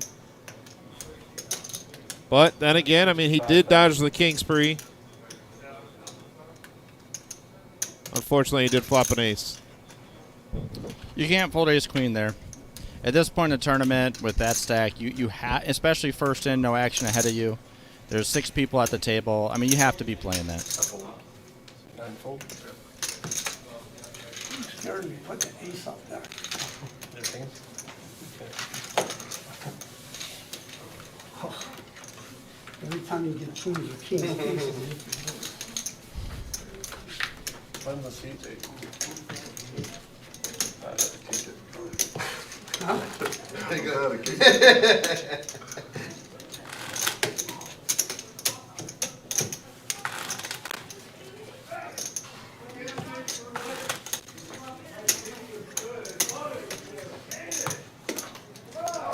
Sounds like somebody might have busted on the other table.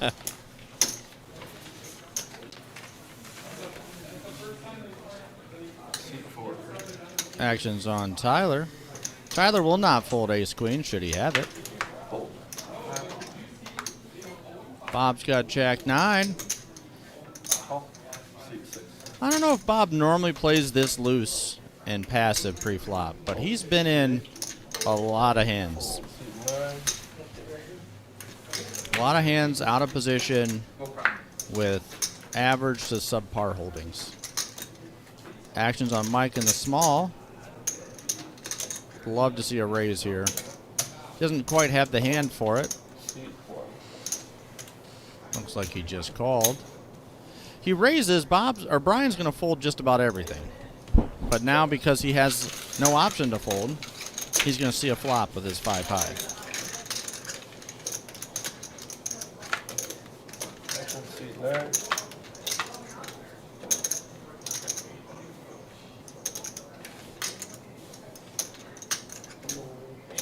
Seat 1, all in. Is that like 8,000? Seat 1, all in here. Brian is all in, and Bob is not going to fold. He has a pair. 5 call. Yeah, I don't want to, but I'm gonna just because I have to. Yep, hold on. Yeah, so action. Side action. So Mike thought he was heads up here. I don't think he would have called if he knew that there was already a call in front of him. Let's see if Bob bets at this one, too, after having been lectured by from Kevin. Seat 9. That's Which 4. Bob 4 on the turn. Brian, A 4 on the turn. Brian's a cockroach, man. Oh, I love to see it. Brian is going to make the money. Dude, I'm telling you, like I want to see him go deep. I knew he'd have a 4. I knew he'd Brian is going to make the money. Oh, next time he doubles up, he's going to do a dance. You watch. that 4 came on The hoodie's going to come off, and he's going to Brian dance. is going to watch. And Kevin is just steaming right now. He's got to be steaming. He's a short stack of the tee. He's got to be steaming. He's so As mad. Brian doubles up. He needs to get some lake time in, Oh, man. Cool man. off. And then if he He had needs to take a couple Wow. beers out on the boat. Yeah. 3 flops, he didn't. I have no deal. He's got 4. I got him. I got a 9 this time. Another 4 comes out. No, not this time. I didn't see him, I thought it was 2 of them. I think it's the hat. I mean, you can't lose with a hat like that. It's either the hat or the walking stick back there. Oh, is that his? That's his, yep. Well, I guess he won't be dancing then. Yeah. Yeah.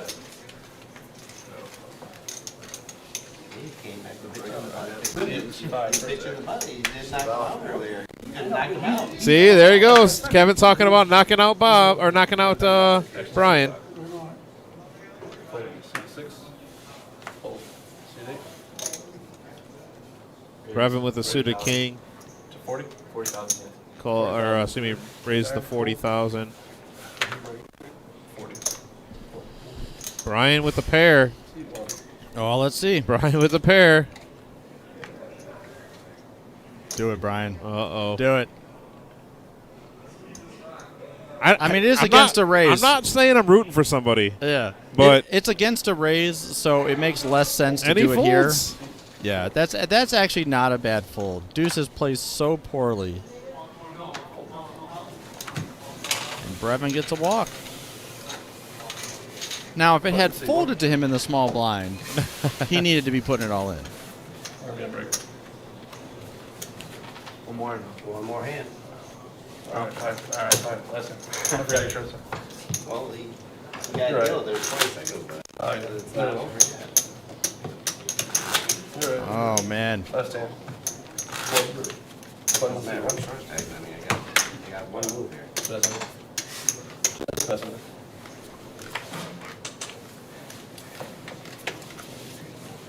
Right, actions, seat 6.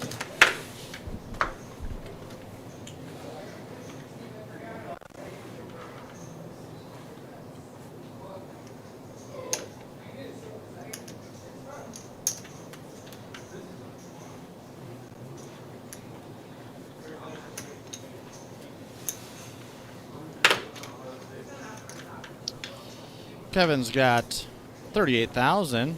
Blinds are 10 and 20. Actions on him with 10 high. This is going to be his best opportunity to get it in there. Seat 8. He's going to commit 3/4 of his stack. Oh, actually, he's going to commit his entire stack the very next hand. So that was really the spot he should have stuck it in there. He's hoping 2 people bust in the space of this hand. And that's unlikely. Brian has pocket 3s. It's folded to him. Even though we see the 5s over there, he really should be sticking it in. Tyler's going to bet, but not jam. He wants Bob to come along.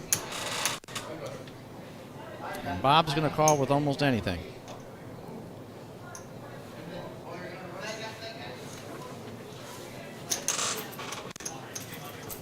Right. 64. Wow, he let it go. Maybe All right. he doesn't have enough chips. All right, so this was the last hand before we go on a small break here. So myself and Rob are going to take about 10 minutes, and we will be back. We are 1 player away from the final table.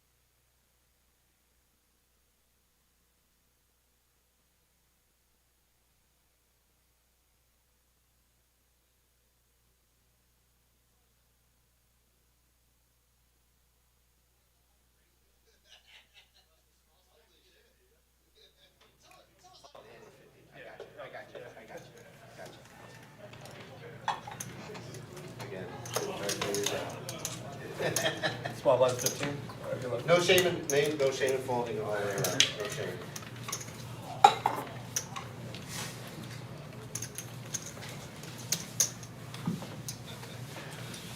Action seat 8.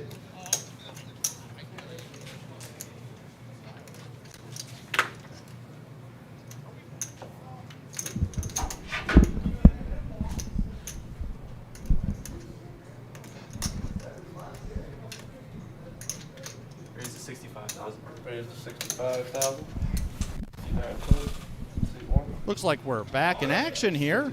Kevin's all in on the big blind with 8-4. Bet he'd rather have played his 10-9 last hand.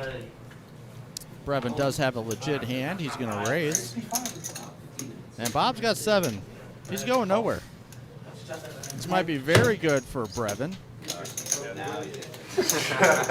Now he's gonna check it This out. guy covered it. Yeah, guy now, covered yeah, it. yeah, now you're gonna check it out. Awesome, awesome.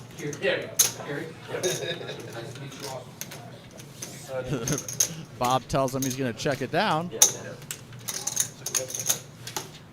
side. With a hand like 7s or 10s, if you think you flop the best hand, a lot of times you want to protect it. Like that's exactly the type of flop. I already checked. In the dark. Check. Seat 8. He can't even look at Kevin. All in. Brevin does bet it. I like it. I wonder if Bob's going to call here. You really have to protect 10s. There's just too many hands that can outdraw you. Can I show my hand? Because they're all, both all in? Now, you gotta decide what you're gonna do first. Well, I'm fold. Can I show it? T5 fold. Yeah, let's see it. Alright, I haven't looked. What do we got? Tens. Tens? Oh, he's I blind. He's got going to be sorely. Oh, there's one Well, spade. he's going to like the 8 No, I got an 8. I got some outs. until he sees the 10s. 8, how about a 4? How about a spade? Throw a spade out there.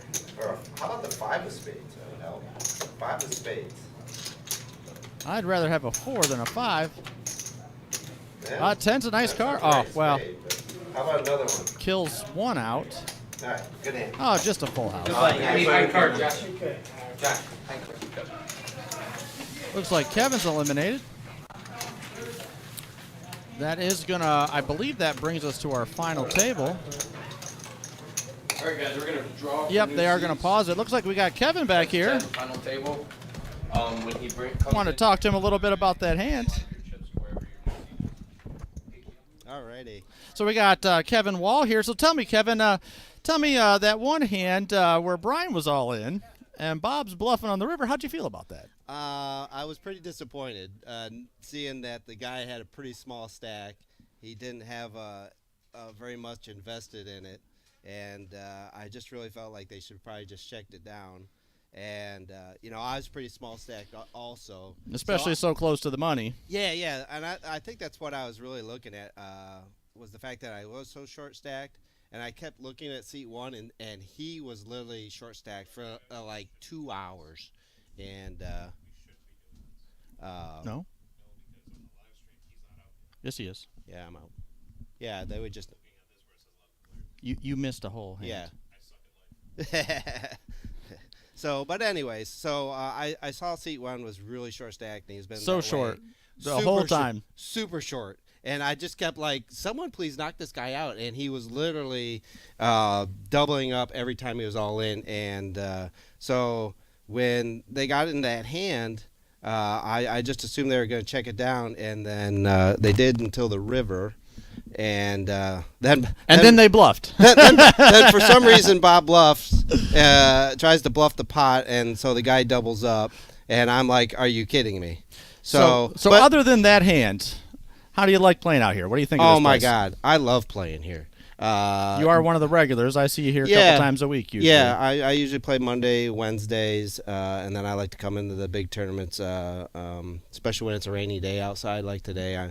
I usually am out at the lake and stuff like that. But you know, the atmosphere here, the people that I play with. I've gained so many friends here since the last year that I've been playing here. It's just a lot of fun. You know, even though you come in 11th place and you spend a few hours trying to at least get some money.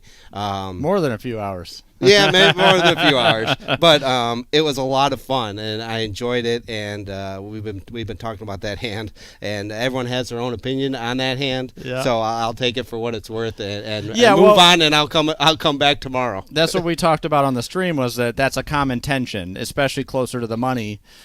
Is that some people are just going to bet, and they're going to bet their hands, or they feel like they have to protect it, and other people are like, well, no, we've got an opportunity to take somebody out of the tournament and get us closer to the money or deeper in the money, and you see that dispute all the time. Yeah. So it's definitely not new.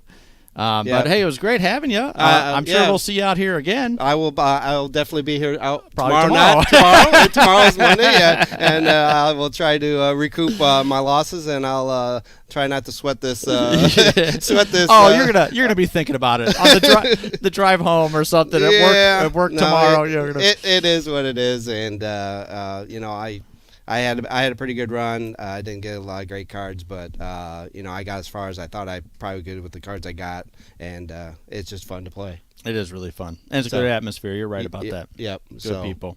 Well, it's nice having you, Kevin. All right. Good Thank luck. you very much. Thanks. Yep. We are on a pause while we're getting the final table situated. We will be back in action here in a few minutes. Hang tight.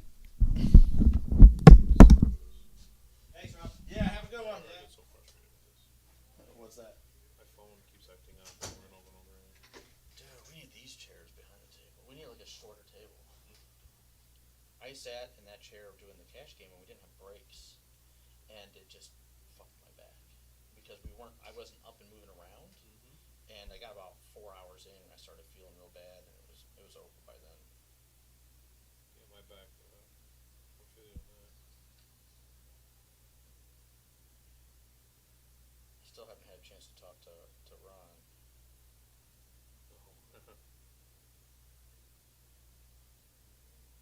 This woman is one of the hottest women. I don't know her, Dario or something like that. Alexandra. Oh my god. She's married to a guy that's like 60.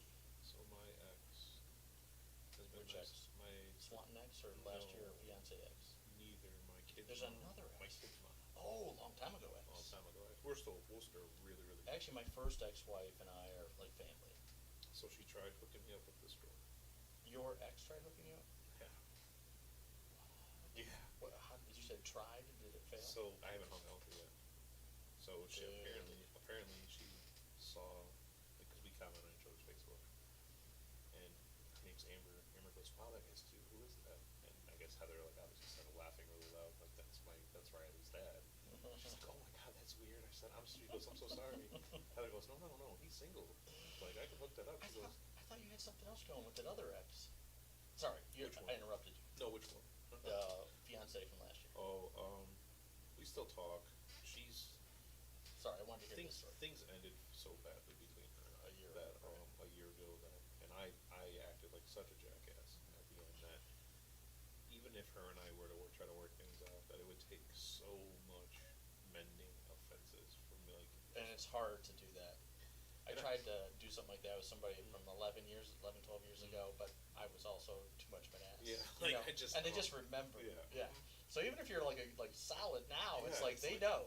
They know what's in you. Yeah, they know that you could at any time. Even something as simple as the girl from Swanton, things did not go great, and I told her, I said, "Look, I got this job, and everything's going well, and Don't fuck it up. like I'm not looking to get back in a relationship, but you're a big part of my life, and I want you to be there." And she was like, "Well, I can be there for you. I just don't know if we should hang out." And she said that a couple days ago, and today I left here. I didn't work this morning because I just didn't feel like doing it. And then she messaged me, "No joke, give me 15 minutes." I sat in that chair right there. The only time you get peeped in usually is if somebody can catch you set. Anyone in last man standing? Yeah. I am. This is the one Getting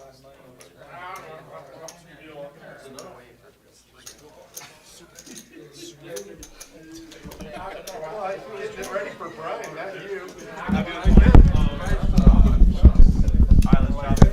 Looks like we're getting back into action. They have redrawn the seats, combined the two tables into the final table, and we've got our last 10 people. A lot of familiar faces.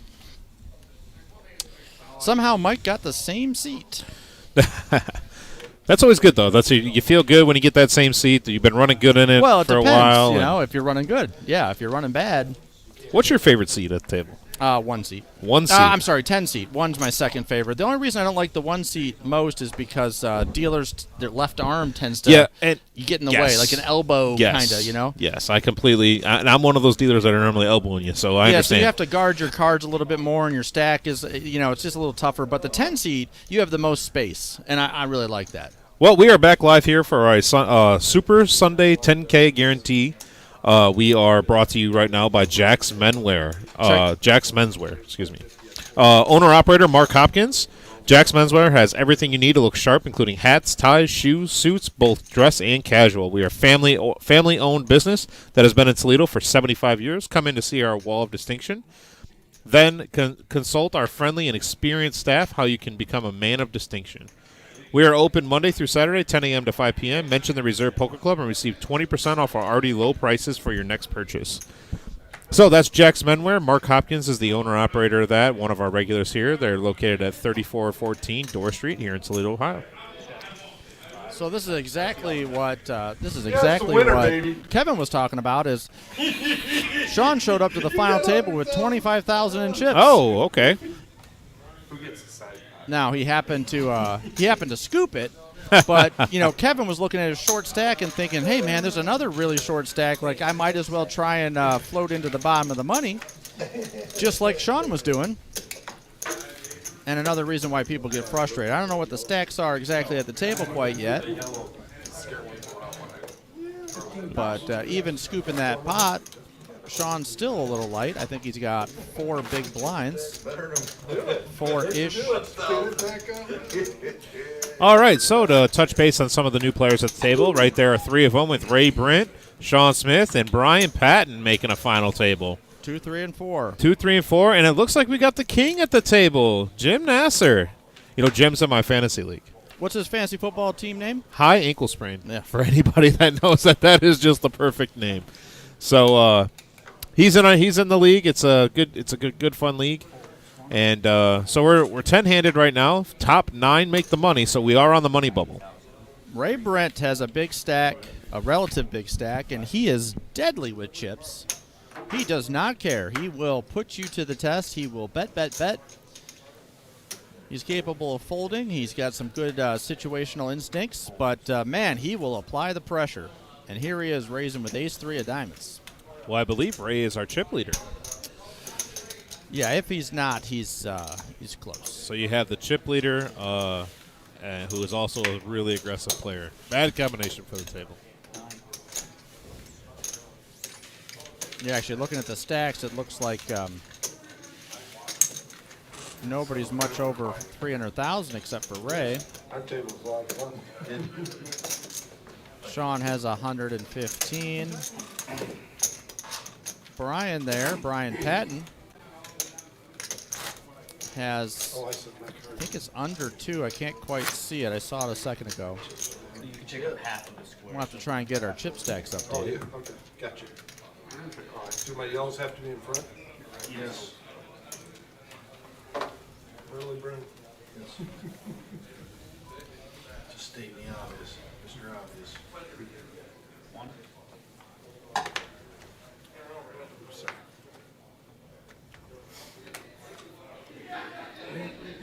Brevin is first to act. He's got ace-jack off. He has 339,000.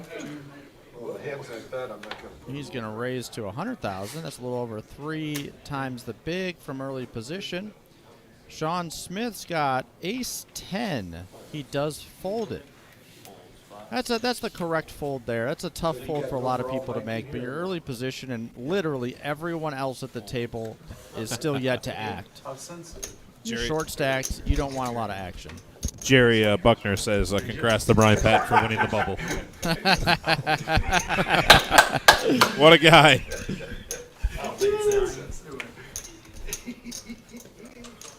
Suited queen 10 folded too. I think that was Will.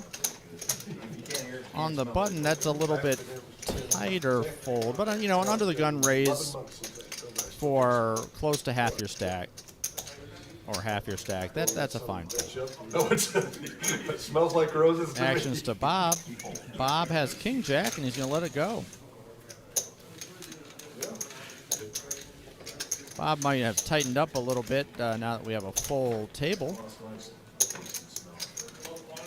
It is correct to loosen up and expand your range as the number of people at the table decreases.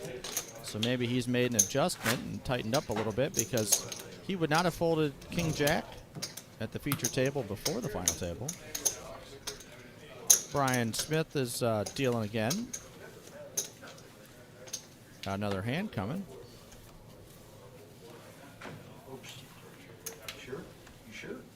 Actions on Ray.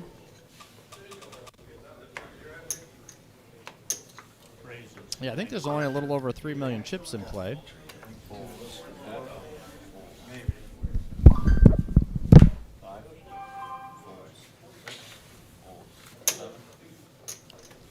Nick, thanks for checking us out again, and congrats, by the way, to your win down south.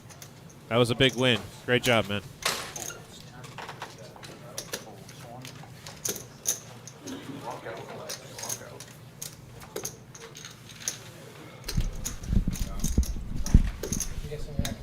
There is about 3.5 million chips in play. That means Ray Brent's stack of about 900,000 is a quarter of all the chips in play with 10 people at the table. The average stack is a little under 400,000.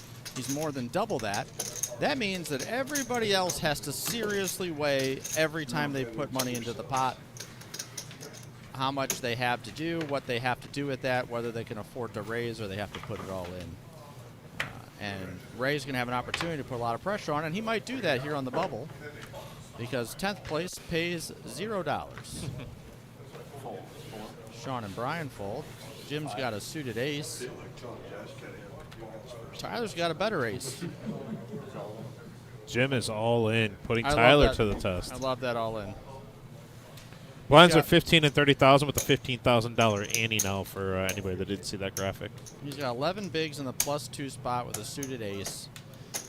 This is a max bet that he can make, so he's going to put as much pressure as he can and try and take the pot down. And well, a better ace folds.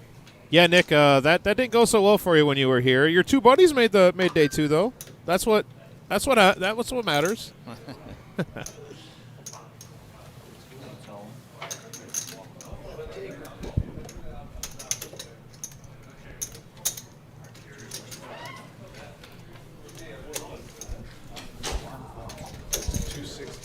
Well, seeing the dead cards is real bad news for Jim.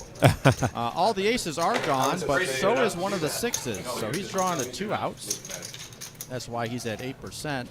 Assuming everyone else folds, I think they will. So he needs one of the 2 sixes or some hearts. I'm sure he'd be happy with a straight to the 6. I would love to see Brian make the money. Not Brian Patton. Brian Cockroach. But Jim is... Oh, there's 2 hearts. 2 hearts. That's an interesting flop. And a backdoor straight draw. Give him a 5 for fun. 9. Oh, now we're Up and open-ended down. with the straight draw. Open-ended straight draw and the hearts. 15 outs or something, 16, 17 outs, and he misses. Oh, that's tough. No, it wasn't that many outs because of the queen. And I don't think he was eliminated. I think he was just crippled. Yep. So he's got about 70,000 showing. I'm wondering where the button is right now because this is an interesting situation between Jim and Brian. Brian both is extremely short stacked. Brian's in better position. The blinds will hit Jim Nasser first because the button's on Brevin. Interesting spot to be in here. Well, Jim's going to play it different than Brian. Jim's Yes. going to go all in with just about any reasonable cards when it folds to him, and maybe even if it doesn't fold to him. Actions on Brian Patton, not the other Brian. Brian's got a nice stack, 510,000. He might be the second chip stack at the table. And he folds Jack 10. And there it goes. We don't even know his cards, and he's all in. All in for 70,000. Sure.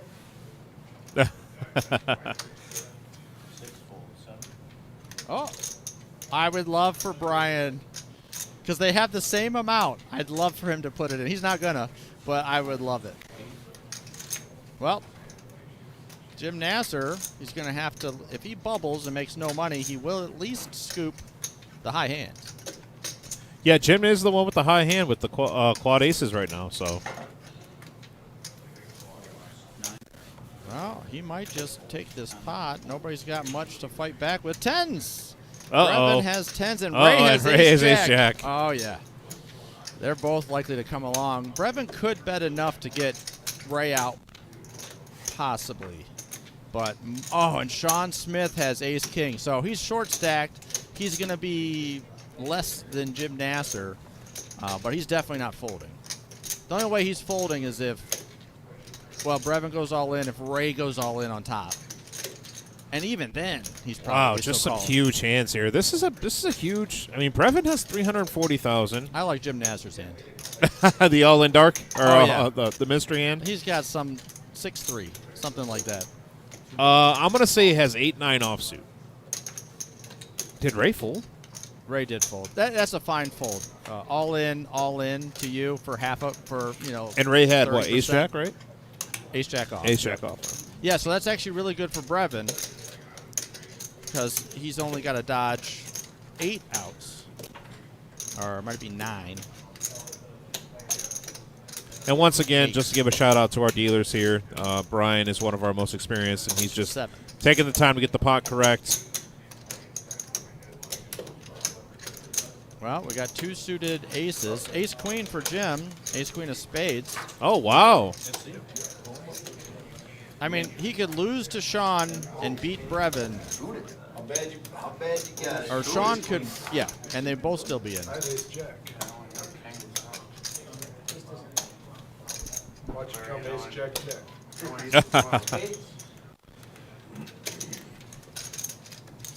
And Jack King will do it. Who had more? There's no ace. Who had more?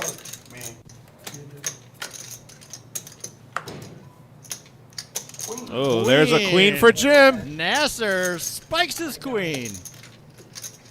Club. Nope. All right, now a jack. Jack or 10. Jack or 10. Well, or king. Just another queen. Look at Jimmy go. Man. And now he's got a real playable stack. He's got 8 And with bigs. that, Sean's been eliminated. We are now. Looks like we're playing the bubble. It was. First one from. I changed my mind. So this is something they do that when they get to the bubble, everybody agrees to give the person who busts on the bubble, who doesn't get paid out of the prize pool, something like 10 or 20 bucks. Probably 10 bucks. Might be 20 Yep, today. looks to be 20 right now. Yeah, Looks so to be that 20. means that Sean busting out and not making any money on the prize pool actually got $180. 20 from 9 people. I don't tend to want to pay the button, and that's another argument that people have, whether or not we should. Yeah, it's that and chopping are the two things. I normally don't have to worry about it because I'm normally not there at the final table. I'm already at home asleep, so or dealing the final table. Yeah, and I don't have a say when I deal either. So, but my thinking goes is people play different on the button because they want to make the money, and we saw that with Kevin. We see that with Brian. And if you pay the bubble, then you change the dynamic at the table. And in doing so, Brian makes the money, by the way. Brian makes the money. That is crazy. Still folding. So sometimes what you see is somebody play like Brian where they fold all day, And then the second they hit the bottom of the money, they're all in every hand till they bust. Not Brian. Brian's going to play only the best cards. Bob is limping from the hijack with Queen Jack off. You know, when you've got 7 big blinds, 7, 8 big blinds, you really shouldn't be limping ever. Maybe you complete sometimes from the small blind. Brian does flop the best hand. Looks like he might be betting.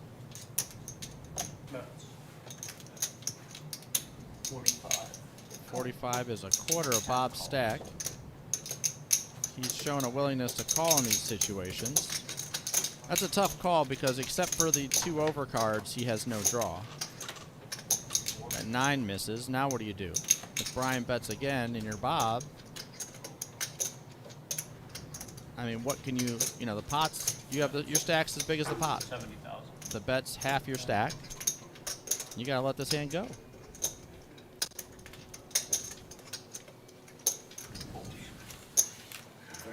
You have 6-9. 5-3. Oh.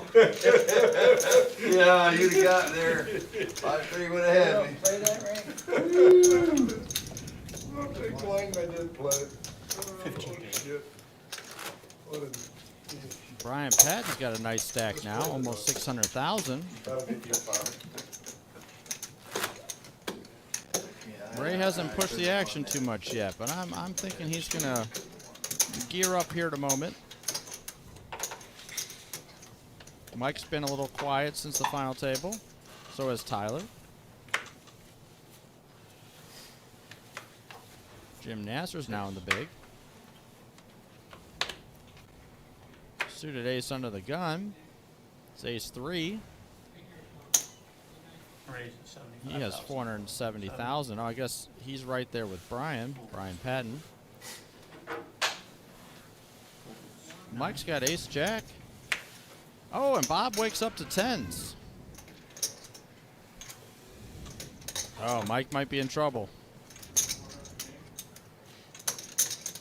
He's all in for 175. Bob's in for 155. Both of those are less than half of what Tyler has back.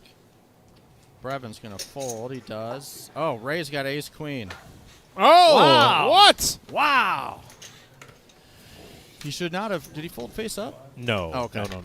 I'm actually surprised to see that. But, you know, the way the action went, it went raise, all in. So that's a 3-bet, 4-bet. It's fine to fold ace. Actually, ace queen is one of those hands that's often overplayed and should be folded in situations like that.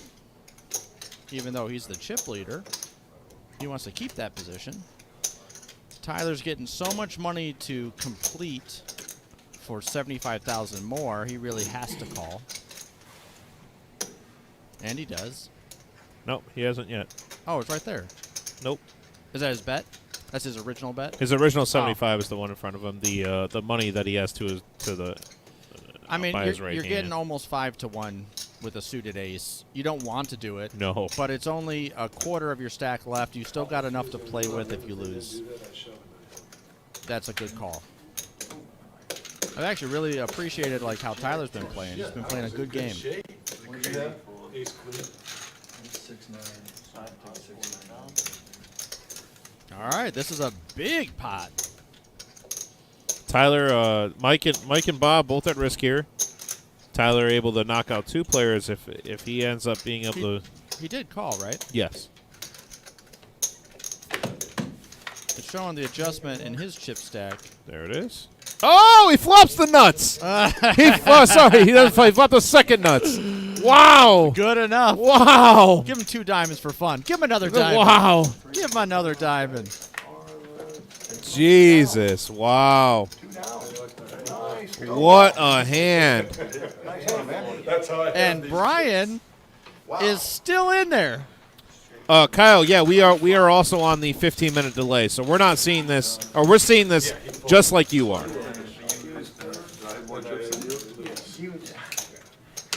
So they were just talking about who had more chips to start the hand, and the reason that that is significant is because they both busted on the same hand. So who finished 8th and who finished 7th, or 9th and 8th, right? Because there's a difference of $100 in the payout, down to a blind and they have to know that. I think it was Mike that had more money. Was it Oh Mike? yeah, Mike had more money than Bob. So Now, Mike- once again, our fan favorite here, our favorite player Brian moves up 2 pay spots. Brian moves up 2 pay spots after he was down to almost nothing. Mr. Plaid. He was in the seat you were in. I tell you what, man, he's going to win the tournament. He's destined. Yeah, that's right. Yeah, I don't right. know what Ray was talking about, but I'm going to take it as meaning what I meant. All right, he picks up 2. Stick it in, Brian. I don't know. 7-handed, king, queen. You've got less than 2 big blinds. Oh, All there right. it is. All right. He did it. Will's probably going to. Oh, Brevin with aces. No. This is why Brian will never go all in with king, queen again. Oh man, Brevin with aces. All right, all right. 9-10 jack. He's got both his suits too. He's got Oh his suits man, covered. Brevin with aces. No, I'd like to see like king, queen, queen. That's what I want to see. Shut that off, right? Way to go, Brian. And nobody else has much of anything. So most likely Brian's going to be eliminated. Nope. 9-10 jack on this flop. I'm feeling it. I I'm mean, feeling it. I didn't actually see what the equities are, but I think it's pretty bad. Let's give him at least something here. Look at that, 8%. That's a pretty. It's pretty hard to be 8% pre-flop. Here we go.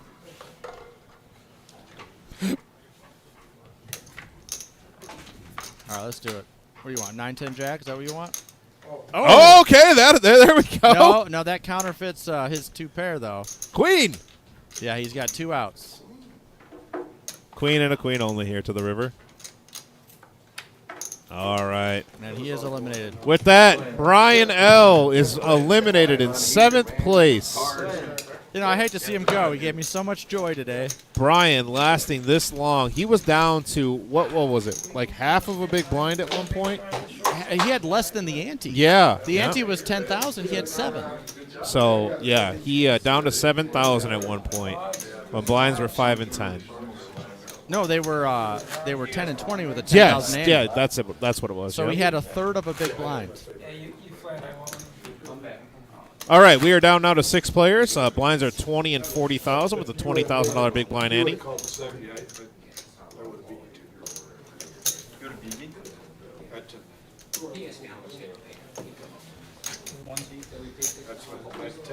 All right, Brevin's under the gun. He's going to stack his chips first. Fold his suited king. Ray's not folding.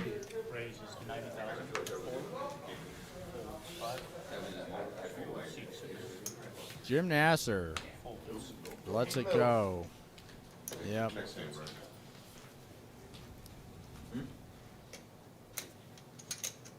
Will's been pretty quiet. He's got a decent stack, 530 after the big blinds.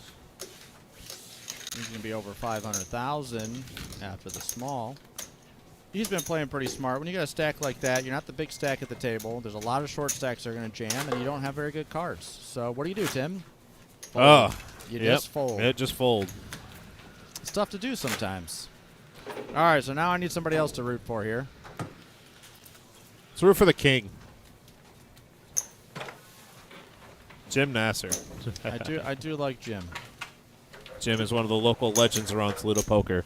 Very good poker player. Plays quite a bit. Used to deal. I met Jim a long time ago playing poker. One of the first people I ran into. Actually, I think I played with him at Ryan Walkin's house.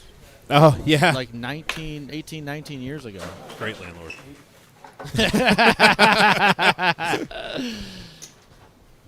Fairly fond of the guy. You should be. Let's root for the young buck. I wouldn't mind that. I don't know. You know what? I've actually really enjoyed watching Tyler play today. I think he's had good instincts. He's applied pressure when appropriate. He's used his position, his chips. I'm going to be rooting for him.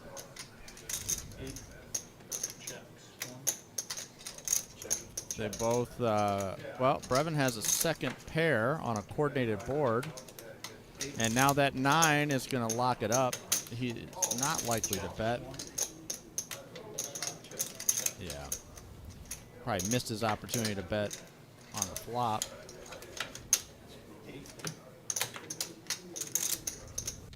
Oh, I love Will firing here. I doubt he thinks that 3 is best.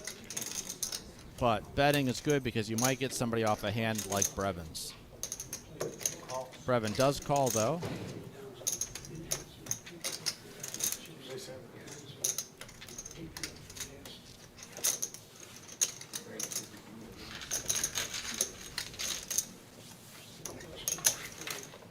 I like Will's bet there. All right, there's an updated count of where we're at here. We got 6 players left of this Super Sunday 10K in a day guaranteed tournament. 40 entries, 17 rebuys. We paid out the top 9. We are down to 6 spots. Next payout $750. Okay. Well, I thought, because they were complaining when I was throwing them across, I was just reading them. Oh. Yeah.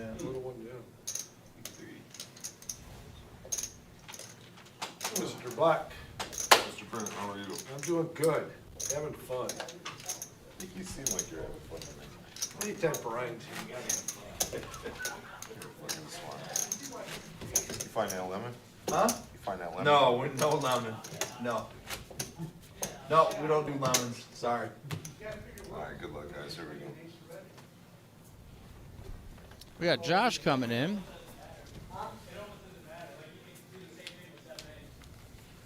Actually starts in spot 4. This next part of the stream is brought to you by Pizza Roma. Spot 5.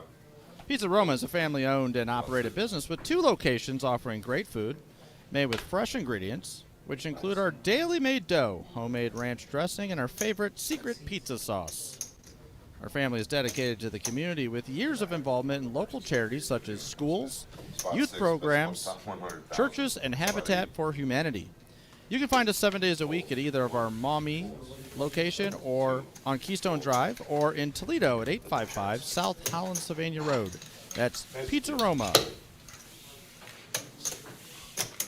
So anybody that played, Pizza Roma was the pizza we just had. Pizza Roma is delicious. They provide it to a lot of the tournaments. Yep. We get free pizza just for being here, and I think it's delicious. I had the bacon. Okay. It was very good. I like their. They got a mushroom. Oh, okay. That's good. Lots of mushrooms. Delish. And we are still 6-handed here. Jim Nasser's got a foldable hand. Let's see what he does. 6. Folds. 8. Will's got a suited ace-9. He's going to raise this. He's in the cutoff. It's not a full table. He's got 11 bigs. Raised to 100,000. And he's going to bet 100. Kyle, those are very kind words. Josh is one of our dealers that we've. He came on, I would say, probably 6-7 months ago. He's well trained. He worked at a different place before here, so all of us here have some sort of dealing experience, regardless at casinos or charity poker rooms or even just home games. So, good group of guys we got here. Brian's in the big blind. He's going to defend. Heads up action. Brian is a little sticky sometimes. He does out-chip Will, so let's see how he plays this. He did miss entirely, so might make it easy for him to get away.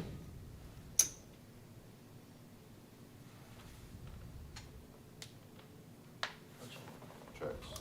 That was a long thought process to check. And Will goes all in. Spot 4 folds.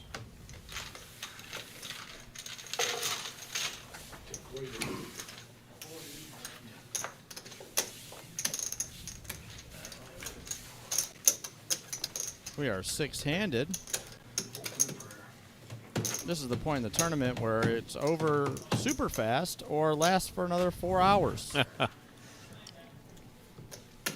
Well, if Ray picks up any type of cards, this tournament could be ended fairly quickly. He's had some decent hands and just decided not to battle.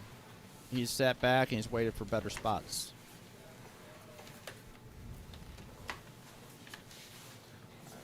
Actions on Tyler. Ace-9 off. It's a reasonable hand to raise, six-handed, even under the gun. I like how he's eyeing other people's chips before he does it. He does have quite a large stack. He might actually be the chip leader now. Spot 8. If he's not, he's close to Ray. Will also has a playable hand. He might let it go. There it is. 8-7's coming along. No, I like this play. Suited connectors, you're in position now. I like this play. The problem with it is it's over 20% of your stack, or 20%. You know, and you've got, I mean, what do you have, 540s, so you got like 12 bigs, 13 bigs. Now he flops an up and down straight draw, but Tyler's got second pair. He's probably going to continue. So what do? Do you stick it all in? Depending on how much the bet size is here from Tyler, I don't know if you have to stick it all in. If Tyler bets, say, 65, you might be able to get away with making it 200, and if Tyler ends up calling, then so be it. I guess what I'm thinking if I'm Brevin, if I hit, I either want to take the pot down right now with 8 high, or if I hit my straight, I want to double up, like a full double up. So I'm probably either raising all in. And there's the raise to 200. Or letting it go. Man, sorry, 175. Wow. I wish it had been 200. I would have stopped disagreeing with you. Oh, don't do that. Don't do that. I'm normally not right. Well, I mean, I make plenty of mistakes. But I just think that in this spot, he's able to apply the pressure back onto Tyler. Yeah, if Tyler was c-betting with ace high, king high type of hand, he might let it go. He does have a pretty strong hand, and the raise is not huge. But this is what Tyler's thinking. He only has second pair, no draw, and if he calls this, he's probably going to have to call the rest of Brevin's chips there on it the is. turn. Nice play, Brevin. And, you know, kind of like how happened earlier with Ron, maybe the fact that he didn't go all in looked strong. Maybe Tyler's thinking he wants a call. You know, and a player like myself, if I do that, I'm getting called by the entire table and probably someone out in the main room. I'll call you anytime. But exactly. Yeah. But Brevin, on the other hand, who has a pretty good image, that gets through. I think the last time we played in a tournament together, I doubled you up just because I wanted to bust you. Yeah, and I did really well with those chips, let me tell you. I don't remember what you did, actually. Yeah, no, so I no think money. I busted out kind of early. No money. I'm going to start at spot 8. It's better to bust out early than to bust out close to the money. Will's got a suited ace-5. I haven't got to play on the live stream yet. Oh, you're always commentating. Yeah. I'm gonna have to take a day off and go out there. Maybe I'll jump in that 5-10 game next week. Anybody wanna back me on that? Dude. No takers? Dude, the bankroll you have to play in that game. No, I don't think they let me in with change. I cleaned up my card today, guys. Yeah, cleaned up my card, guys. I got to buy in. Got to raise to 120 here. And Ray with ace-10 is going to give this a call. Yeah, so Brevin opened. The king. And Ray flatted. The king with queen-jack suited. This is his spot. Yeah, the problem is that the action ahead of him. There it is. He's almost guaranteed to be three-handed for all of his chips. So it's not a bad call there because he may not get anywhere close to as good of a hand as that, and he can't afford to go through the blinds just one more time. He can't do it. Yeah. So I don't mind. I mean, every time through the blinds right now, it's costing you 80 grand.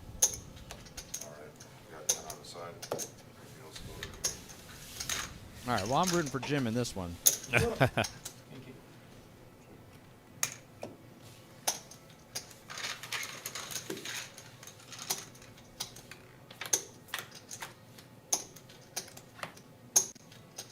And the flop is 3 Jack. spades. He catches his jack. Spot 1 checks.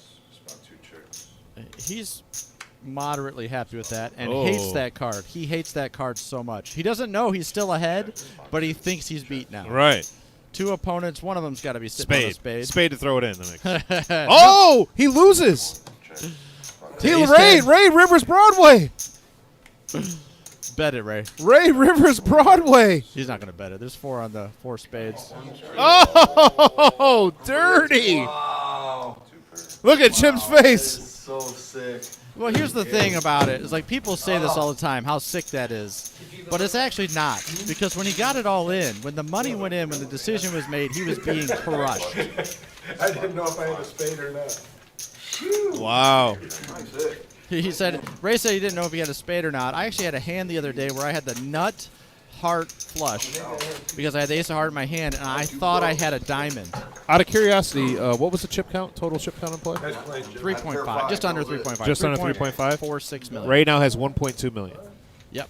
Yep, sounds about right. So a third of the chips in play now. So it's But there's 5 left, so that's actually not as dominant as when we had a full table. right.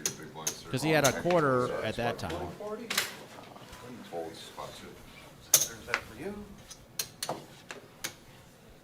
Looks like Brian has a legit hand. Ray's going to fold. What's he doing? Looking at the blinds. What's he doing? He's got 11 bigs, so a lot of people just put it all in. We haven't seen much of that with with 11, 10 plus bigs. We've seen raises and limps, and that's what we see here.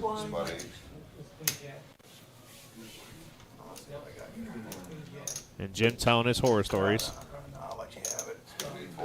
We got 5 left. 5th place is 1,000. Then it's 1,200, 1,400, 1,700, and first is 23. I think these Sunday tournaments are going to grow, especially as the weather turns sour. This is probably the smallest field we're ever going to see.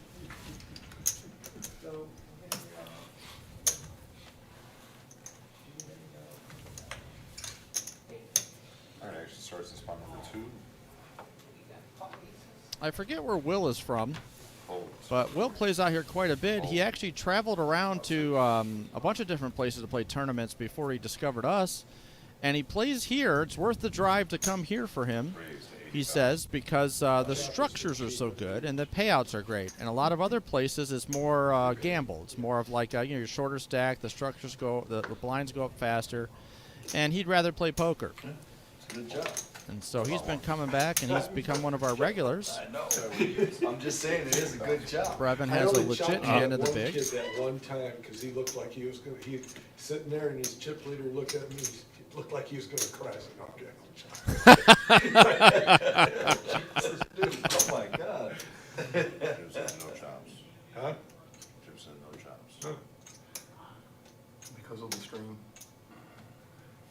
Oh, I wouldn't chop. That's fine. Yeah, Ray doesn't chop, so don't have to worry about that happening. 1,500, get out of here and go home. People do a lot of negotiating around chops, and a lot of people are happy to chop and make some money and go, and other people will never chop. One of our regulars out here does quite well in tournaments named Glenn. Refuses to chop, but he goes a step further. He will harass anybody who has chopped a pot ever. Yes. Or a tournament ever. It's time, Ray. It's time. You got that? You got Well, that? except for Ray, nobody's really desperate. Start messing with it. I mean, Ray's not desperate, but like everybody else is kind of in the middle. Yeah. I'm big blind. So we got like 10 to 15 bigs. Everybody has over 10 big blinds. Except for Brevin's a little closer to 20. Yeah. Big hand loading. I can feel it coming. Big hand loading. Big hand loading. I feel something big happening coming on here. I say things like big money, no whammies to my kids, and they have no idea what I'm talking about. You might be, you're old enough for that. No, I don't know what that's from, though. Oh, Press Your Luck, one of the best game shows ever invented. No, never saw that There's one. this big wheel. You'd have to stop it, and the bad things were these little cartoon monsters called whammies. So you'd say big money, no whammies. That was all the contestants said. Man, that made me feel old. I'm not that much older than you, am I? No. I'm 34. I got a decade on you. Brevin flops top pair. Good news for Ray is he doesn't have anything. That's 60,000.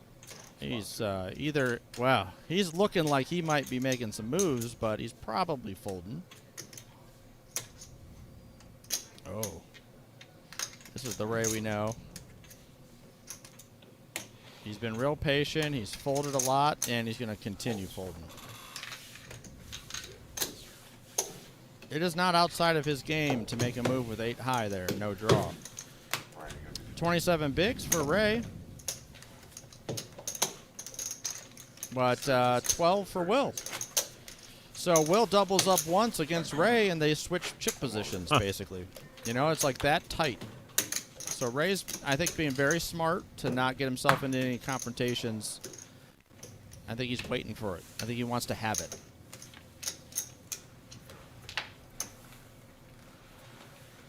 All right, we're going to start at spot number 6 this time. Well, it looks like the blinds have gone up. Just gone up. That changes the big blind calculation a little bit. Yep.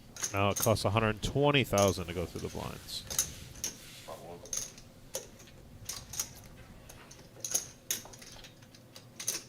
Looks like Brevin's getting calling chips. Nope, raising chips.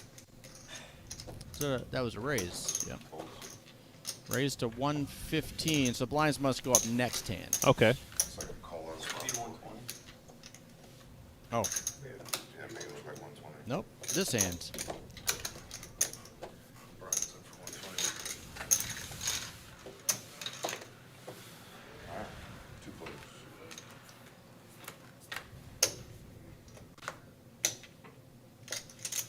That deuce of clubs is pretty hot. Oh, jeez. Check spot 1. I don't even think about it. Like, it doesn't even cross my mind. But you say prop bet or alleged prop bet so often. Well, that I should think about it every time. You know, with Glenn, and now I got Dr. Mark playing with me.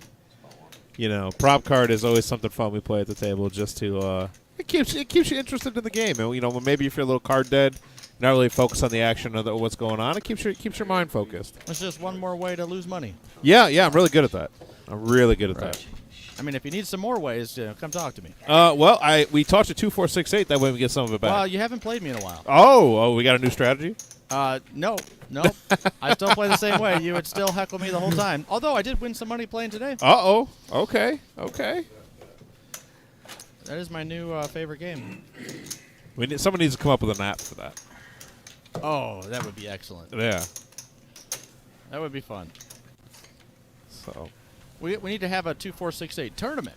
I don't know how that would go. I've been talking about maybe getting a gin tournament going. That would be fun. All right, we're going to start at spot 8. Gin. You know, I bet people would play backgammon. Oh, I haven't played backgammon in a while. I haven't either, but I know that's actually like there's professional backgammon players. Like it's like a big thing. No. I don't think I'm on that level. We've been hearing about a chess table coming out here at some point. I'd definitely play some chess. 120. Brevin's got 10-9 of hearts. That hand is very solid 5-handed.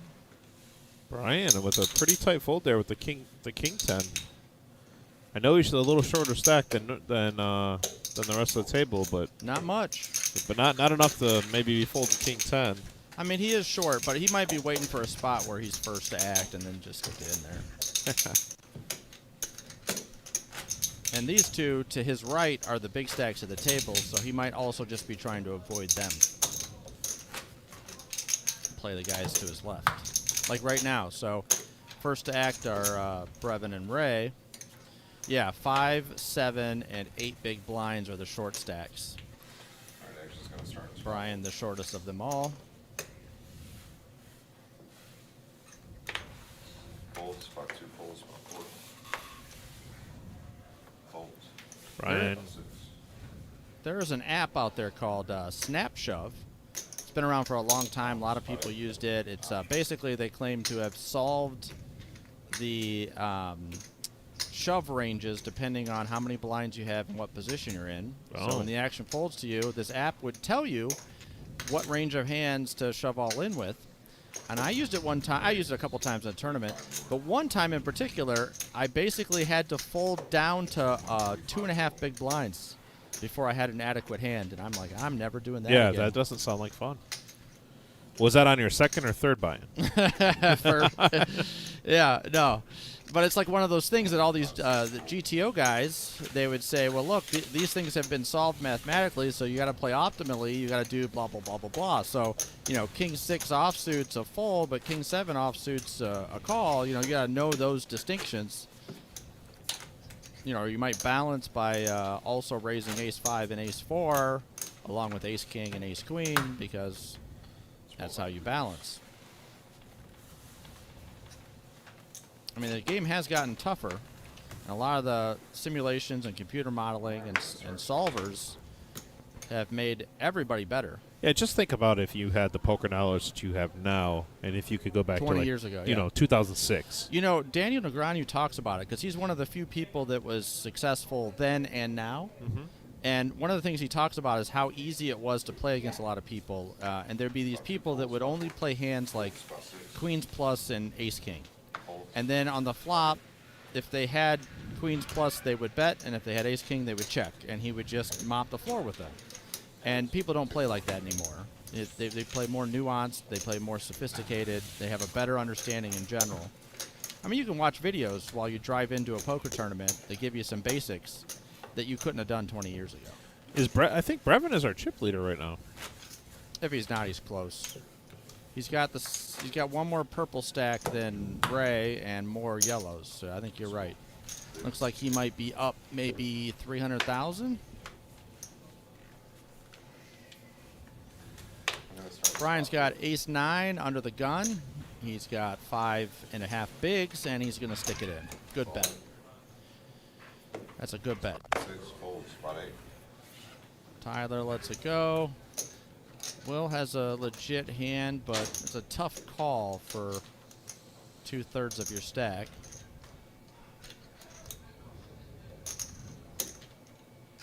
Count.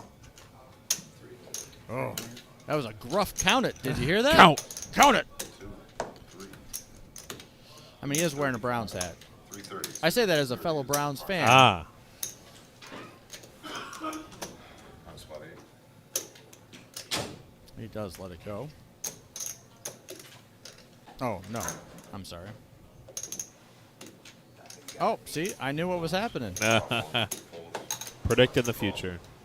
Ray calls With with ducks. deuces. I hate that hand so much. What's the card I said's really hot right now? 2 of clubs. Uh-oh. 3 of clubs. 2 of clubs. 2 of clubs. Now that you've said that, though, Oh, there's God, no game's chance. over. You had me. Ray, can we make Thought it you had me all 330? kicked. I got 2 overs. 2, 3. No 5. Just no What, you 5. think you're gonna counterfeit me? Is that why you make it good? I'm hoping he does. Good luck. There we go. Good luck. Oh, ace in the window. In the window. Thank you. It's drawn to 2 outs, one of which apparently is hot right now. That wasn't it. There it is. Oh, man. Do you have ace 5? Yeah, you can't call it ace 5. Oh, yeah. Will folded ace 5 of diamonds. Oh, man. We missed a good one there, boys and girls. If Will would have called, Will Brian's calls. blow up. Yep. Will calls, Ray folds. Nice name, Brian. And Brian's blow up would have been epic. He does get, he does have a hard Two time today. sometimes, but he seems Two, happy Ray. today. You're running good. Tyler's been really quiet at this table, this final table. He's going to have to do something soon. Spot number 1 now. He's now the short stack. And actually, Ray's slipping too. Spot 6.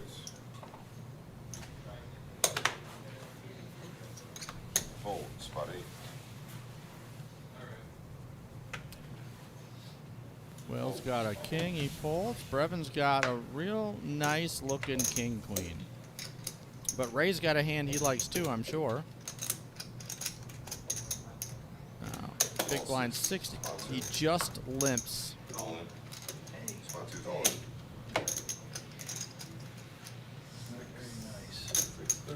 That's max pressure from Ray. That's an excellent bet. He has 11 bigs. The button has just limped. Can't be that strong if he just limped, right? You know, I mean, We'll see. If you limp with aces, kings, queens, ace, king on the button, you're inviting a three-way hand. Oh, and man. you don't want to do that. So you would raise with those. So Ray knows that he doesn't have a premium, or at least believes it, and he's put max pressure. Brevin might easily fold. So I think Brevin right now is thinking about chip stacks of the rest of the players at the table, and also thinking about what kind of range. Yeah, that's a fair point, because he's thinking if I call and lose, I've still got enough chips to shove and put pressure on people. How much is it? 665.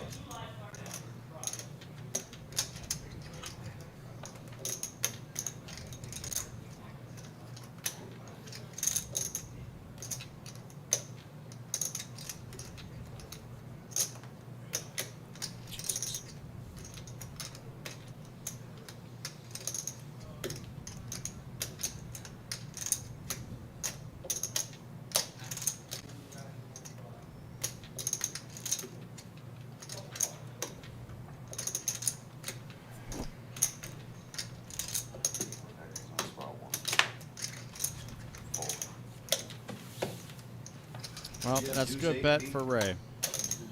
And I'm shocked they didn't show it, to be honest with you. Really, you know I'm gonna see it.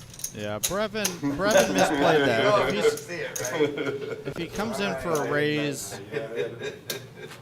then it's harder for Ray to jam all in, because it's more likely he's going to be committed and have to call.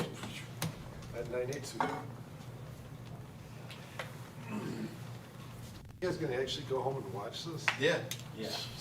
Yeah, just to see if a couple of hands that we did, whatever, was the right ways that we did them. Yes, I am. am. She's gonna start on It's spot quite 8. entertaining, actually. Matter of fact, well, I can't tell you where I'm gonna watch it. Brian's going to watch this at work while doing nothing. I do listen to these streams sometimes, like when I'm driving. I like doing that too. Spot 4 folds. Spot 6.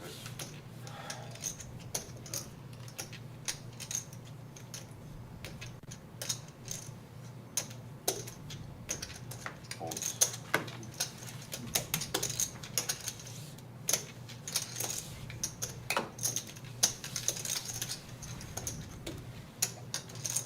Ah, it's gotten quiet at this table. Yes, it has. Speaking of Brian Patton, I was just reminded of a hand I had with him in a tournament at the Hollywood Casino years ago. We got it all in, and he thought I sucked out on the river, so he stormed out of the casino. But as it turned out, me sucking out on the river was actually him catching the wheel. So he had the best hand, so they awarded him the chips, but he never came back. So he ended up blinded out of that tournament. Jesus. Oh, man, I forgot about that. But a friend of mine who was at the table just texted me. Brian's got an ace. On the button is folded to him. This is a good spot to raise. Raise. And he does. It's like a buck 60. 160,000. Spot 6 folds. How you doing, Brian? Spot 8. You know, a lot of times these tournaments turn into shove fests. Everybody's just sticking it in pre-flop, and then deciding whether to call or not. And this hasn't played that way. No, I think they still have enough chips back that it doesn't have to be a shove fest. Blinds are creeping up there a little bit. Maybe in the next blind level, the one after that, What do you got back? it'll be. Well, when you got 10 bigs, you know, that's not a ton. No, but it's still enough where you're not. You have a little bit of play where you can focus on, you know what hand you want to shove with instead of going, okay, I have an ace, I have a king, I have to put it in. Yeah. Yeah, I think that's how it should be. What was your suit? Spot 8 folds. I mean, you could win that. Brian scoops. Especially since you. I wonder what happened to Ron, because he got moved with like 14 people left. 13, 14. Yeah, that's a good question. And he had played so well at the feature table, but he didn't come back when they made it to the final. Small dealer change here. Got Brian coming in.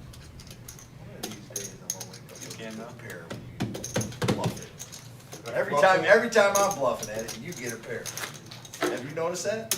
I mean, little Yeah, pairs, but you always suck still. out on it. Well, yeah, but that, you know, I got 6 out when you do that. Plus, probably more.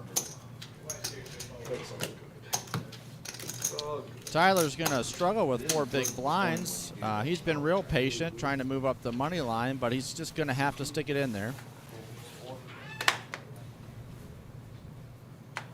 Especially before the blinds come back through. 270,000. The blinds are 120. So 1 orbit's almost half his stack.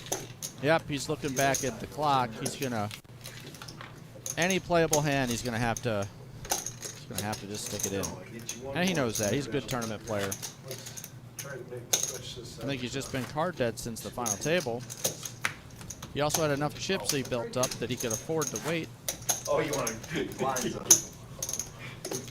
What is the next one? 40 and 80? Woo! 40-80. Woo. Oh, yeah. Brian's got raise in hand. He's got 720,000. It's about 12 bigs. There it is. So this hand he goes all in. Ace-8 off.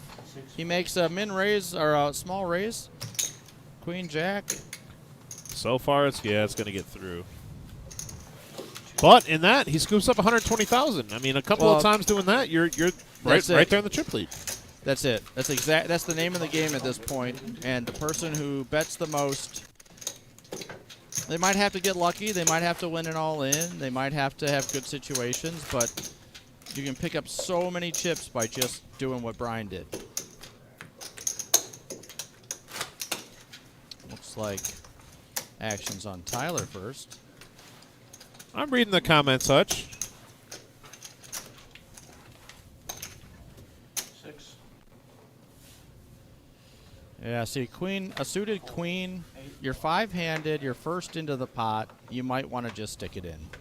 Because that suited queen 3 is probably going to be better than whatever he gets next hand in the big blind. Oh, but Brian has aces. Uh-oh. And Ray's going to give him some money. He just limps. I thought Ray was raising. So he raises here. Sometimes it's great to just check.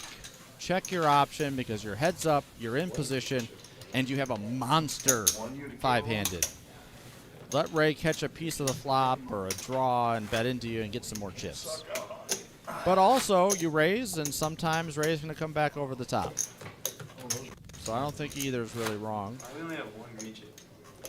Huh? You're the only one who reach it. Oh, I had a punch and I said I didn't want to see people. Will's been quiet. Tyler's been quiet. And Spot 8. action's on Will. And he just 9-3. keeps on picking up hands like 9-3. I mean, and then when he did have a decent hand, that ace-5, the action ahead of him was enough for him to fold. Brevin's got a 10-8. I hope he raises and doesn't just limp. Looks like he's got raisin chips. There we go. That's a bet right there. And what does Brian do? Does Brian pick anything up? King 3. Oh, Tyler's got ace-10. I think Tyler shoves here. Yeah. Shoves for 5,000 more. Oh, it's only 150. Yeah, he raised to 175, so. Yeah, he's got to go in. He doesn't really have a choice. He happens to have him dominated, but ace-10's just too strong there, and he's too short. 235,000. Oh, looks like the graphic was off a little bit. He actually had another 115,000 there. But Brevin's going to call. Yeah. You're getting 4.5 to 1.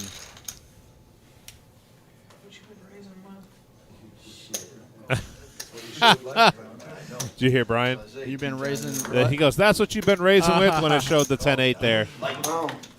Got him. Push him. 10 in the window. Well, in the flop. 10 on the flop. No draw. Looking for the 8. Only the 8. Now looking for a 6 or an 8. Nope. All right. Good. I want to see Tyler win this.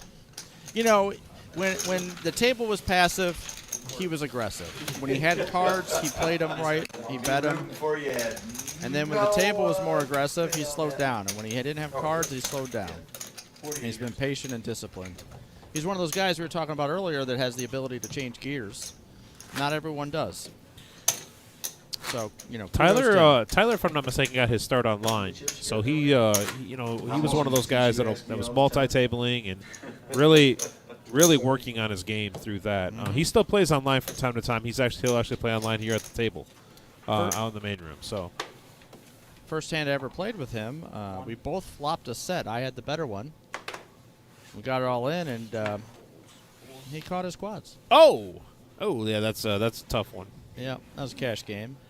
Still, it was a fun introduction. One improvement he's made in his game that I really appreciate is when he first started playing tournaments out here, his decision process was he took a lot of time. He did it on purpose.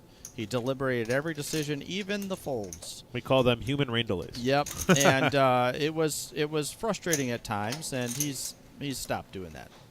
He did that for a while, and I think he's worked through that. Sometimes people do that when they're getting, there's multiple tables and you're getting close to a money bubble, but you're not playing hand for hand, and it helps you if you're short stack to slow down the hands at your table so that the hands at the other tables are happening relatively fast and they're getting more hands, which means people are busting more. Well, nobody has anything, but Tyler's going to bet. He does have the best hands.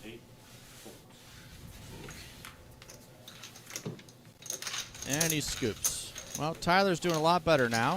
He's got almost 800,000. Will's in trouble. This is what I was talking about, 45 minutes ago, about how tournaments wrap up, real quick sometimes, and then other times they drag on for hours. And this might be one of those, if the short stacks keep winning. Well, I think, we've had the chip lead change hands now. I think at one point Ray was the chip leader, then it bounced back to Brevin, and then I think now it's still with him. But also Brian now has more chips than Ray. So the chips are moving. They're just kind of moving around in the same spots. Yeah. Ray's got a legit hand here. He's raising with it.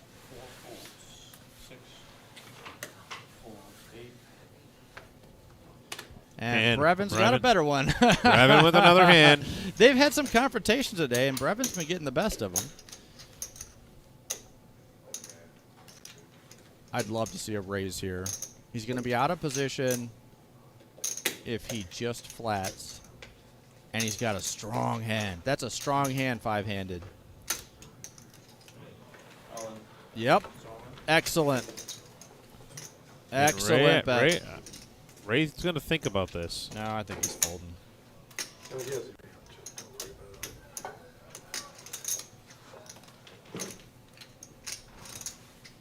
Ray knows his hand isn't that great, and he'd be gambling here, and he's been playing disciplined and folding a lot and staying away from the conflicts. I think he is, invested in this pot, and it is Brevin pushing back at him, but I think he's folding.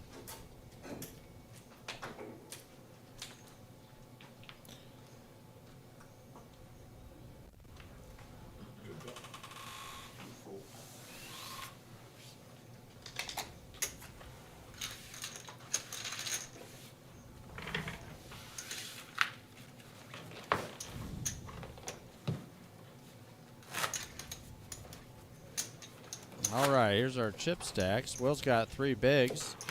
240,000 might sound like a lot of chips, but they're not that much when the big blind's 80,000. Ray and Tyler have 7 and 9 bigs. Brian 10, Brevin 13. So even having a third of the chips in play like Brevin does, 13 bigs just aren't that much.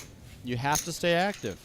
Oh, we got some big hands here. Brian's under the gun with a queen jack, but Tyler's got ace king. Oh, man. I think we're going to... Whoa! Brian let this one go. Now, do you think Will folding that ace-5 of diamonds plays any factor in him having an ace now? And short-stacked. Yeah, maybe, but I think the short-stacked is the bigger part of it. When you got 3 big blinds, he did just fold through the blinds, so he might wait for a better spot. All nope. in here? He's going to be so mad when this ace-5 doesn't catch up. Now, in this situation, I know that it's a lot to call with 200,000, but it's 20% of the stack, and Brevin has suited connectors. I know he's going to give this at least a thought and ask Tyler how much he has back. Yep, that's what he did. He asked Tyler how much he had back. So the action's dead right now, right? Except to you. Except to me. Yeah, so Ray's asking a pertinent question because Will's all-in was more than Tyler's bet, so it's technically a raise. But because it's not a full raise, if Ray just calls, Tyler's only option is to call 2. Tyler cannot reopen the action and bet more. So that's what Ray was asking, which sometimes people do to mislead, but usually that just means his hand is not that good. It kind of caps his range. He wants to see a flop, so it's worth a call. Yeah, I wonder if Ray has anything like 9-10, Queen 10, something along those lines. Yeah, he's got a suited like Jack 7 or something, you know. He wants to see well, that if he has flop. 9-10, check, check. See if they follow the Kevin Wall line of thinking. 2 checks, 6 checks. Check, check. Tyler might have the best hand, so he's got a lot of showdown value with that. 2. I wonder if that Jack. I wonder if that Jack hit him. Nah, I think Ray's gonna bet. I see it. Yeah. I'd like to know what Ray has there. It has to be exposed. Oh no, he showed 4-5, I believe. No, it doesn't have to be exposed. It does. There's an all-in. No, he's Yes. not all in. No, but in an all-in situation, all hands have to be exposed here at the reserve. Yep, that's right. Yeah, I had to think about that. Yeah, it's different when you go to different places. He showed 4-5? I don't know what he showed. I wasn't sure. Yeah, I didn't see it. Four-handed left. My money's on Tyler. He's got 16 bigs. Ray's got 4. Brian and Brevin are 10 and 12. But I think Tyler's going to pick up the pressure now. Now he's the chip leader. Not this hand. 9 deuce is pretty rough. But he understands the situation. They're four-handed. The blinds are going up. Brian might actually call off here. Ace-9, four-handed is pretty big. He's going to be ahead of Ray's shoving range. He is actually ahead. He's probably going to call. I don't think I fold here. It's less than half your stack. You know, Ray's got, what is that? 3.5 bigs? Yeah, he's calling. Ace-9. What is with ace-9 today whenever you're on me? 3 times you've been all in with me, and it's ace-9 every time. I actually hate ace-9. Yeah. Ace-9 to ace-6, I just don't like those hands. I probably should play them more than I do, but they don't connect, and they're dominated a lot. It's a good flop for Brian. Yeah, really good flop for Brian there.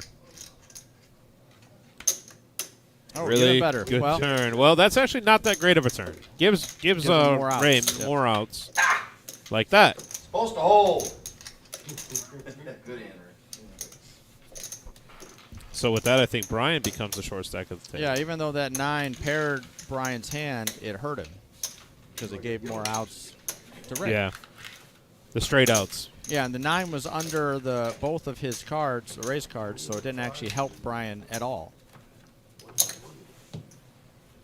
Because the queen or jack was going to win anyway. All right, four-handed. Now Ray's back up there. I think he had about 300,000. No, he had 340 to start the hand, so he's probably got about 800,000. All right. That means Brian's hurting. C1. Folds 2. Folds 4. Is all in. Brian is all in.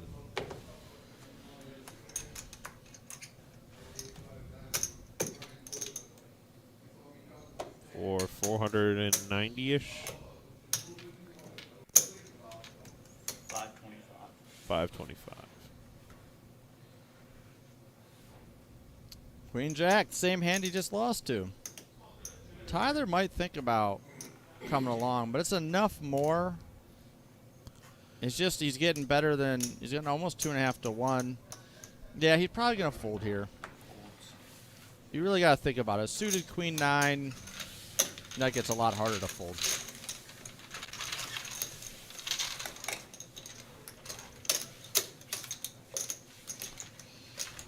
Tyler's still the chip leader. Brevin's close.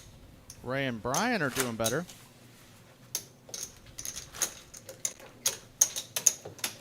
Tyler and Brevin over $1 million.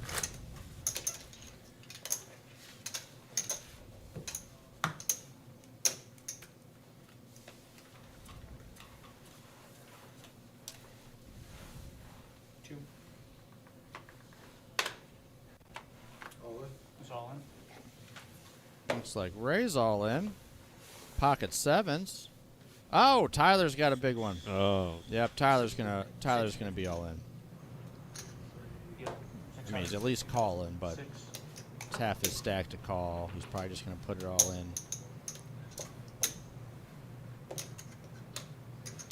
I guess it doesn't really matter so much. I mean, if Brevin reshoves a call, he's probably calling anyway. Tyler's now all in? Yeah, he's all in. Brevin folds. Classic race.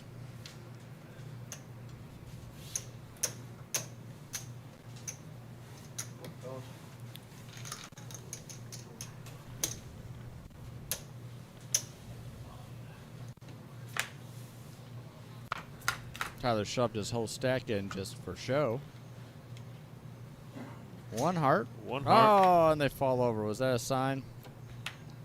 It was a sign. It was a sign. Drawn dead. I think you won that. Yes.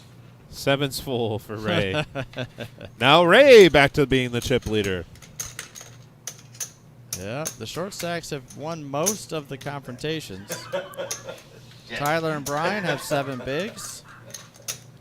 Brevin has 11, but Ray's at 17. You were supposed to know by me saying good luck it was for Ray to lose. Didn't happen. Sorry. You wanted me to lose, really? Yeah. Wow. I've never wished that. Ray's, Right. Ray's pretending Oh, to I take it wouldn't- personally. You wished that on me the other day. No. Yes, you did. Never. Yes, you did. I found it quite offensive when you did it.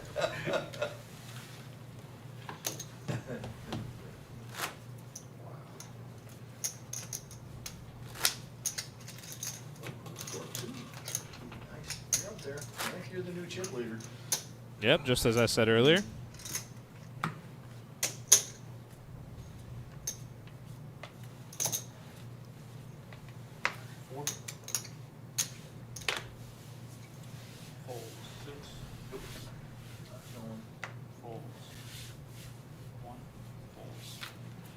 Brevin folded an ace. Yeah, I think Brevin's been playing a little on the tight side, even when he's been the chip leader. But also when he was short, there are a lot of times he, he'd have 10 bigs and he would limp on the button, when it folded to him. This is the type of stuff. That's why this stream is really useful too, because I think he's the type of person that'll go back and watch himself play and think, really think through, how he approached some of those situations.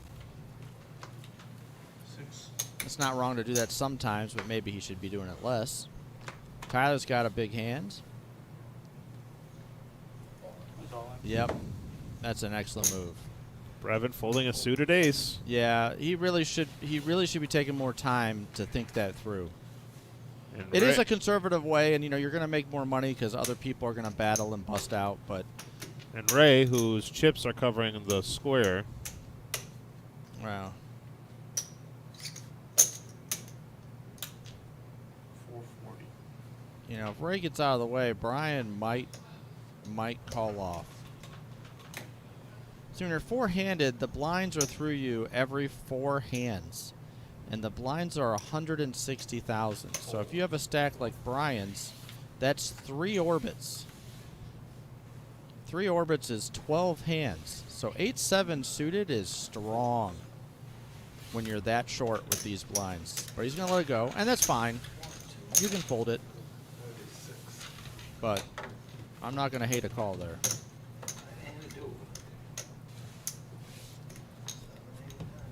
Ray's got 17 bigs. Getting close to half the chips in play. Action's going to be on Brevin first.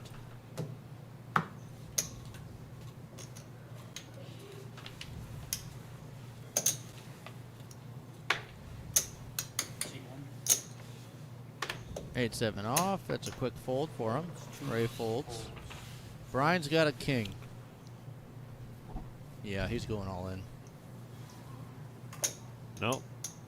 Brian's going to try to raise this. It's not strong enough. He doesn't want to invite action. He should just be sticking it in.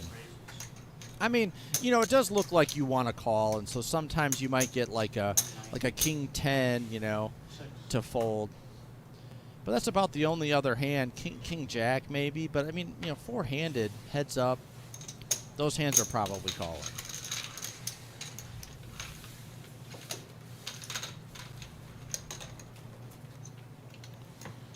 All right. Not much has changed for Brian and Tyler.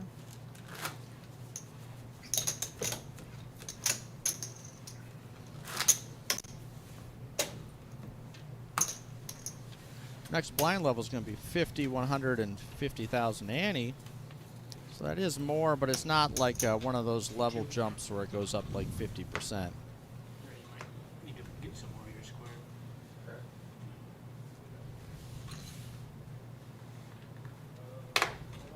Is that good? Ray's got a suited ace. Ray's definitely not going to fold. 300? As the chip leader, he's got some more flexibility in his raise sizes. He raises to almost 4 times the big. Given the chip stacks out there, that is basically committing anyone who wants to play to all of their chips. And Brevin folds a great hand. Brevin is playing very tight. I think he's looking at, he may be looking at the pay jumps right now. I mean, fourth to third to second is only a $500 difference. You know, if you're new to poker and you're learning it and you're like thinking about it and you're being analytical, the general correct like strategy is tight and aggressive. And so he's got the tight part down, you know, and he can adjust that as he plays more and as he learns more.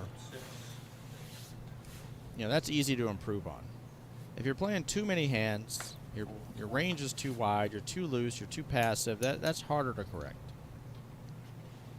Brevin's got an ace-8. Folds to him in the small. Looks like he's going to play this hand. I'd like to see a raise here. Looks like he's got raising chips. Raise at 240. Brent lets it go. Or Ray Brent lets it go.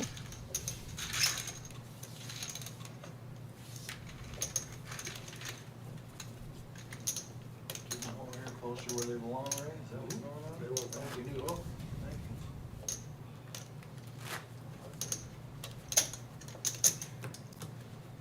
There goes Swift. Yay. 5100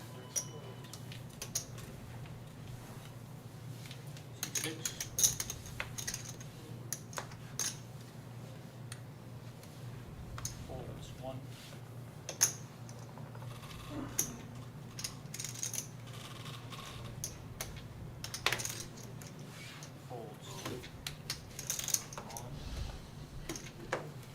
You got an all-in? I believe this is the last hand before they are on break, and that's going to fold through. And the players are going to be on a short 10-minute break.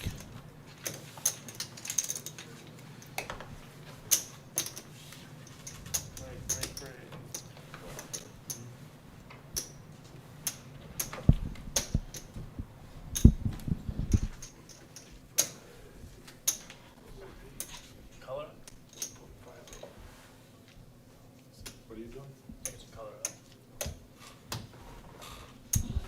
Oh. I don't know if we got like an 8160 round. Yeah, you do. Do we? Yeah, it should, it's 5100, it should be 6120. I don't think he's gonna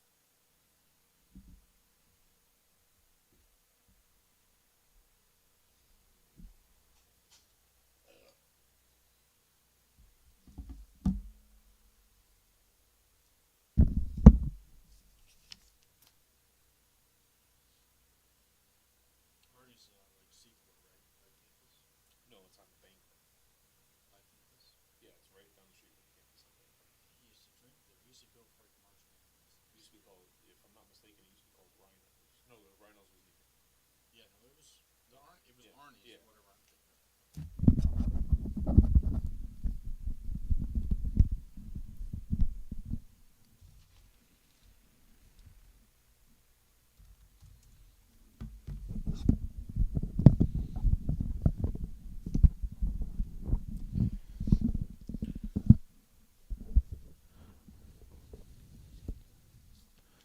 All right, everybody, welcome back. We are live here at the Reserve.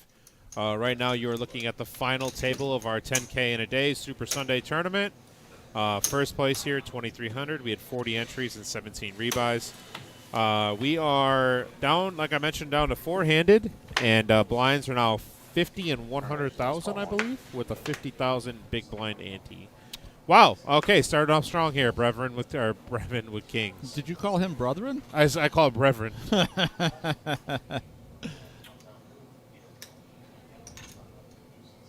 This next portion of the live stream is brought to you by Arnie's. The graphics not loading. Arnie's, Toledo's premier home for sports and good food. Here at Arnie's, we have crazy specials every day. Saturday is $3 Tito's. Come on into Arnie's on Bancroft to watch football all season long. And you're likely to see some celebrities. I have been to Arnie's when I was in school at UT. Loved the place, especially during March Madness. A lot of fun to go camp out for the day. So clearly the place has been around since the 80s.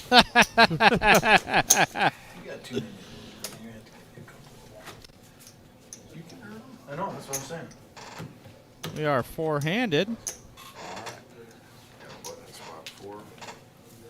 Actually, it's gonna start spot 2.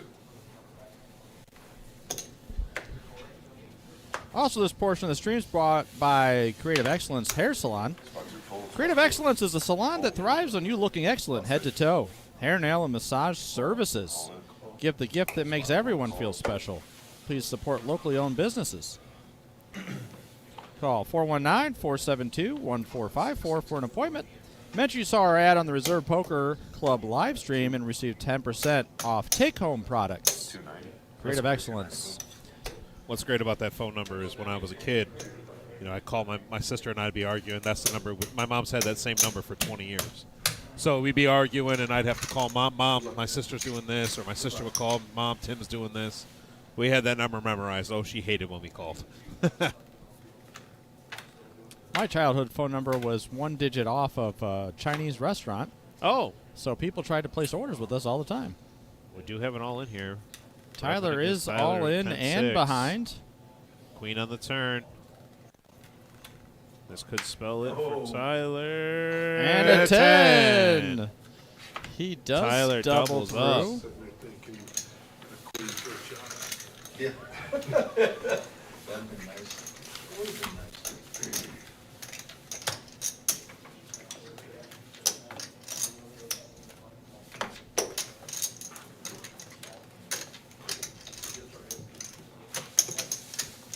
Yeah, Steve, Ray does have a lot of tournament experience, especially playing shorthanded, and you know, Andy's got the chip lead, so he's a dangerous player right now, very dangerous player. But he said he's not going to rewatch the live stream. He's got to fix a bidet at home. It's leaking water in his bathroom. They already gave it away. Spot 6. Tyler's got ace-9 offsuit.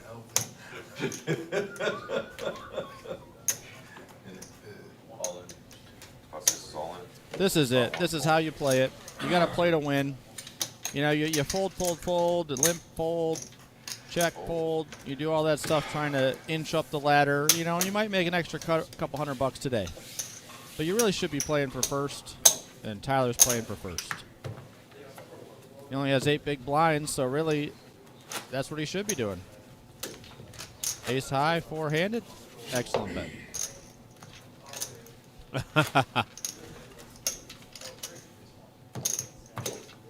Huff, no, I can't say that, sir. I'm back here in the booth. Nope. What can't you say? That seat one, putting his big chips up front. Tyler's under the gun with a suited king 9. We might see another all-in. Even though he's been doing it a lot It's still a very strong hand, four-handed. It's likely the best hand. No, he does fold it. Oh, yeah, and look at that. Brevin and Ray have better hands. I'd like to see Brevin raise in here. All in. Raise 250,000. Oh, and a snap And a all snap in. call by. Spot 3 was all in. Oh, and Brian's all and in. Brian. Look at those hands. And then King 9 suited for Tyler that he folded. Like, that's four-handed. That's unusual.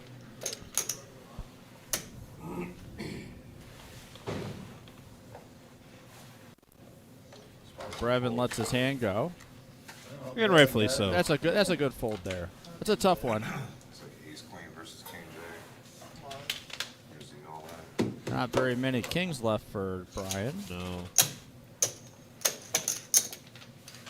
got 275, 375. That's 425, 4 and a quarter.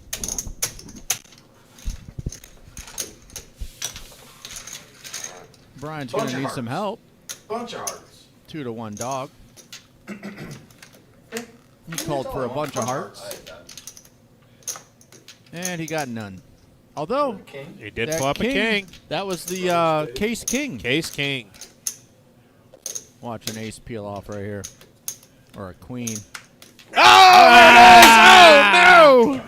Brian! All right, good hit. Oh, not even us. man. Oh. I mean, he was behind when the money went in. It's not that terrible, but the run out's rough. The Look at the run out. smile. Look at the smile by Ray. That's what keeps Ray coming back. The pure pleasure of sending somebody packing. All right, we got dead small and big one. Who's the button? And now you guys can wake up with the monsters. King 10. Sure you got it. I'm dominating, clearly. See how fast he pushed all in? Big one. 250. When did I step in? This is a big one. Yeah, why did I do that? Big alone action. I'll start here in spot number 1. Well, it's 2.5. That's pretty standard. All in. Brett. Brevin all in. Ace 9 suited, strong hands. Tyler thinking about it. It's a little more than half of his stack, but a suited king, three-handed. He's already committed for 100,000 from the 480. big blind he had to post. And he knows that by calling, he's going to be heads up. No shame in folding. Brevin says no shame in folding. This is probably you should probably call, but I think a fold is okay too. The problem with folding is just that you need chips to battle with Ray, and you may not get a better spot than that. Left.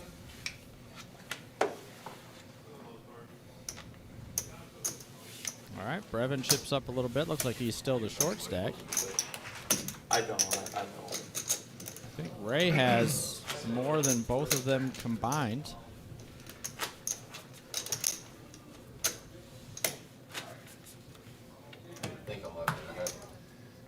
Think what?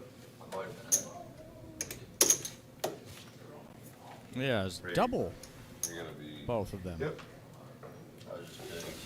Yeah, the button, dead button. Bring it back. Bring it back. No, bring it back. What is It's a dead button. That's your hand. You're the Looks big like a one. magic No, trick, look you at know. your card, you No, he was big alone last hand. So I'm okay. All right, we're good. Thank you. Ray, you're going to be first act. Rick, I think we all want to run like Ray when we grow up. A couple of good hands Yep. here. Raised to 300,000. Raise under the gun. He raises with a suited king. Man, these are actually great hands, so short-handed. Tyler's got ace 3. He's going to put it in here. Yeah, All in. that's a good bet. Spot 6 is all And in. Brevin with a legit hand's probably going to get out of the way. I mean, you kind of have to with this action. You know, an ace jack, suited. Man, king jack is tough. That's tough to fold here. Yeah, 2 Broadway cards heads up. Or excuse me, 2 Broadway cards 3-handed is tough to get rid of. The problem is just that it's not that strong. It can be dominated, and he could move up the pay ladder just by folding.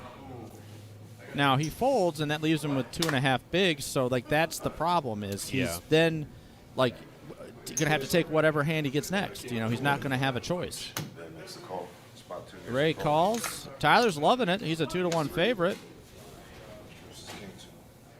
Oh, he's showing no emotion.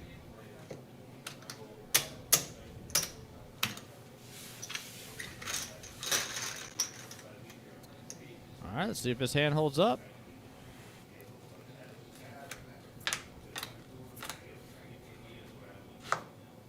Oh, flops the nuts. Now hold on now. A 2-pair. Now hold on now. He flops 2-pair.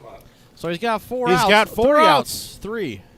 Oh yeah, because one of the kings was down. Yeah, 3 outer, 1 pull from the deck. Oh, he hits it! Oh my God! How do you flop the nut flush and lose? Tyler's pissed. You know, Ray does run great.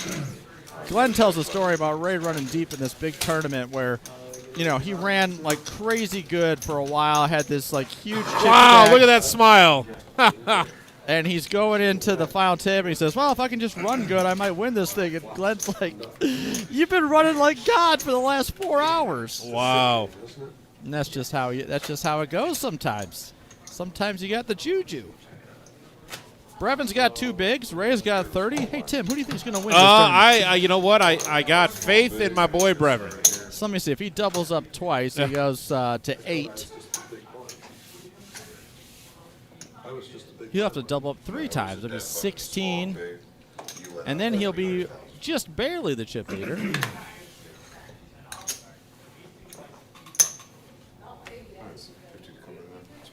All right, now I want to see Brevin win. And Ray's got big slick. Heads up. This is incredible. Oh, he folded. Yeah, Ray yep. I like queen fours. Really? Middle of the road hand? Brevin's got 2 big blinds, heads up, and he's got a suited queen, and he mucks it. I hope he watches this back and So I got works on that, because other than the passive play pre-flop, Brevin's been playing great. There's no way I can do that. He's been playing fantastic. I've never had that happen to me in my life. So we had a dead button, small and big. I was big Now blind. the button is here. You were big last? I was big So last button's night, gotta so move I to have Ray. be big again. Nope. You were button. The button goes to the blind. The blind doesn't go to the button. All right, thank you. That was Jim. Yep. Jim is one of the owners. He tends to run a tournament, run a stream. He's all over the place. Run a tournament, run a stream, run the dealers, run everything. It's just Well, what he doesn't does. run everything, but he does run around. All right, next will be in spot number 2. Raise it up. We don't see Ray's hand, but he has raised. Oh, 9-3. Spot 2, spot 1. And see, Brevin is in the big blinds. He folded, leaving himself with 30,000 No, chips. he's got a little bit more than that. He's got okay. He's got yellows in his hand, Man. a whole stack of purple. So he's got maybe 200, 250. Yeah, the kid's going off right now like plus 10,000. Ray's just going to put him in every time because Ray knows the game here. He's got such a huge lead. Yes. Just get it in there. Don't you do it. Here's the first X. Okay, that was just his blind posting. He's got 400,000 right there. Just put it in. You don't even have to look. He doesn't have to look. He might give it up. I really No, think he folds. Please don't I give think it he up. folds. Please. You know, this is it's interesting because a lot of people play a lot of poker, play a lot of tournaments, but they don't have a lot of experience heads up. And it's an actual kind of common mistake to not properly value your hands heads up. I think he gives it up. He really shouldn't. I'm sure it's pocket aces. I mean, what are you waiting for when you've got? There it is. You've got 2 big blinds. You fold, you got 2 bigs. I know, Rick. It's not just an over. It's the best hand. Who's the button? Me? You want there? Well, if he's going to double up 4 times to get the chip lead, he's going to have to put his chips in. I know Ray's going to do it.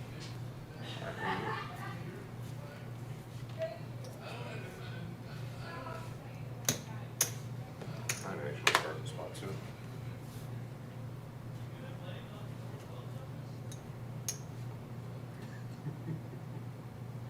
So now he's going to snap call. Maybe he's frustrated because Ray showed him the last hand. Well, no, if you look right now, Oh, Brevern was. sorry. There we go. All right, raise this to 300. Yeah, it's a snap call for all his chips. Yeah. Because the last hand, he had the best hand, and Ray showed him the worst hand. Dudes. First king dudes. Nice. Dude. I got 200 on the dot. You got to be loving this if you're Brevin. Not that. It doesn't get much better than this. 13 chance of that.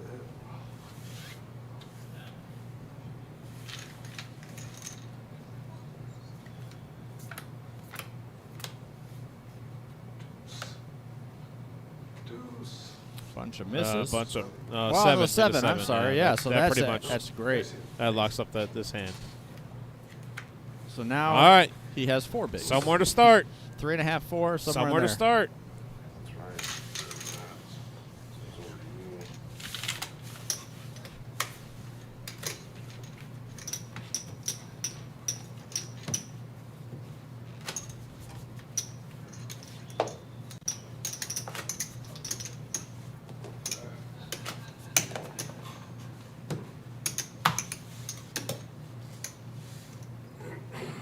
Here comes another hand. All right, actually, be on spot number 1. Brevin's first to act. Suited king. All in. Good All job. in. I like it.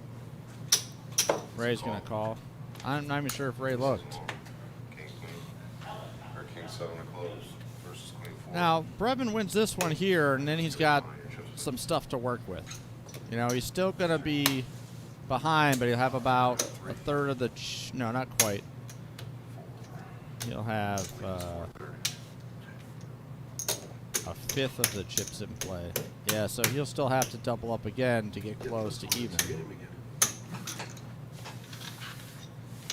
Big F. 60, 40. That year, your 7's been free.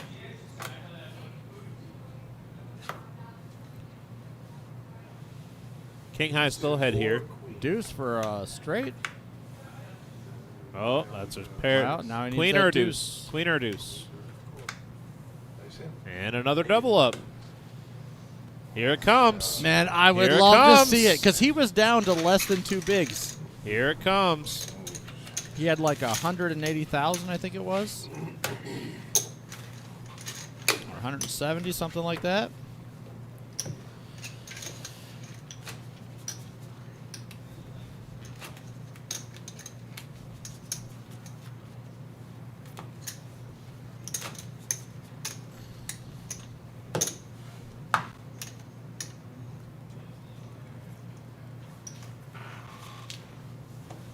All right, action's going to start on spot 2. Action's on Ray here with King 9.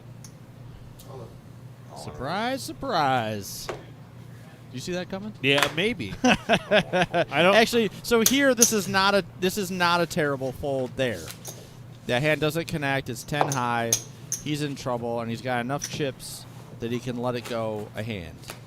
But he's really got to be putting it in this next hand with most everything. I mean, it's like the hands like, 4 deuce and 7-3 that he might want to fold, but his range should be wide here. All in.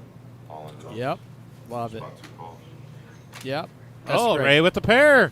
Yep. 5s are really, really strong there.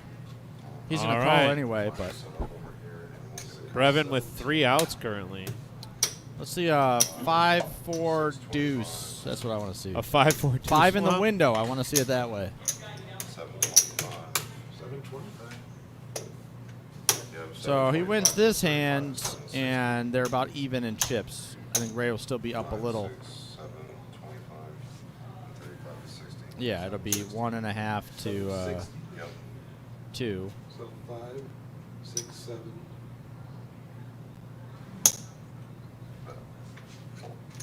Good luck.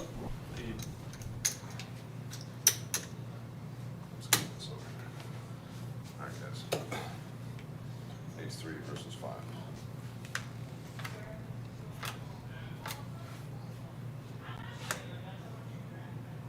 Oh, Oh. a sick card would be a queen. A queen, A yeah. sick card would just be a queen right now. Yeah. Ah! You a called sick it. card would be a queen. You know, you called her on that king deuce. Oh, there, too. chop! They chop it. Oh, they chop it. Oh, what a sick card. You guys drop the ante. And it looks like the blinds are now up to 65 and 125. 65 and 125. That's a $250,000 every hand. That's what is that? 12, 14. It's like a 14th of all chips in play are out there forced. 15 on top. They're just not deep enough to do very much. I mean, you can still raise without going all in, but not every hand. Like right here, this should just be an all-in for Brevin, probably. Even a call all-in.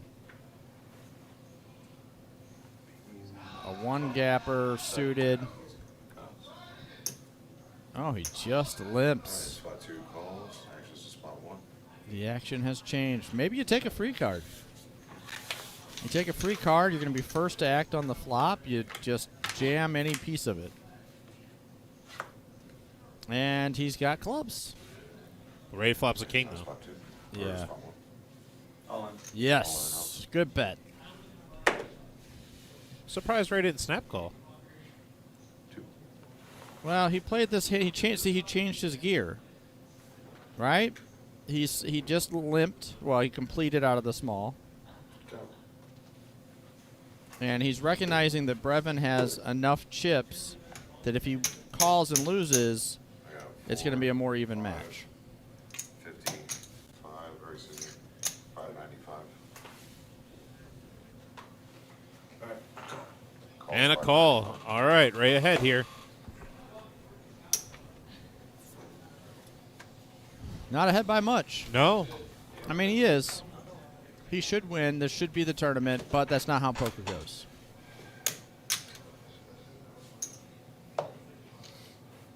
If it did go that way, no one would play. 595. Good to go? Yep. I'm going to see like an 8 of diamonds first. Yeah. Perfect. Good luck, guys. Here we go. Nope. Clean so far. Not it. 9 outs. And that is it. Ray Brent going to take down this tournament. Brevin's going to take home $1,700 for his efforts. Ray's going to take first for $2,300. And that was our Sunday tournament. 185 buy-in, $100 rebuy. They started playing at 115. It ran for about 8.5, a little over 8 hours. So, well, everyone, I would like to thank you guys for tuning in to the tournament today, for our Super Sunday tournament. The next stream that we have will be on Saturday at 7 o'clock. That will be our 5-10 cash game. Thank you for watching tonight, and we really appreciate all the support that we get. So once again, thank you everyone, and we are out of here.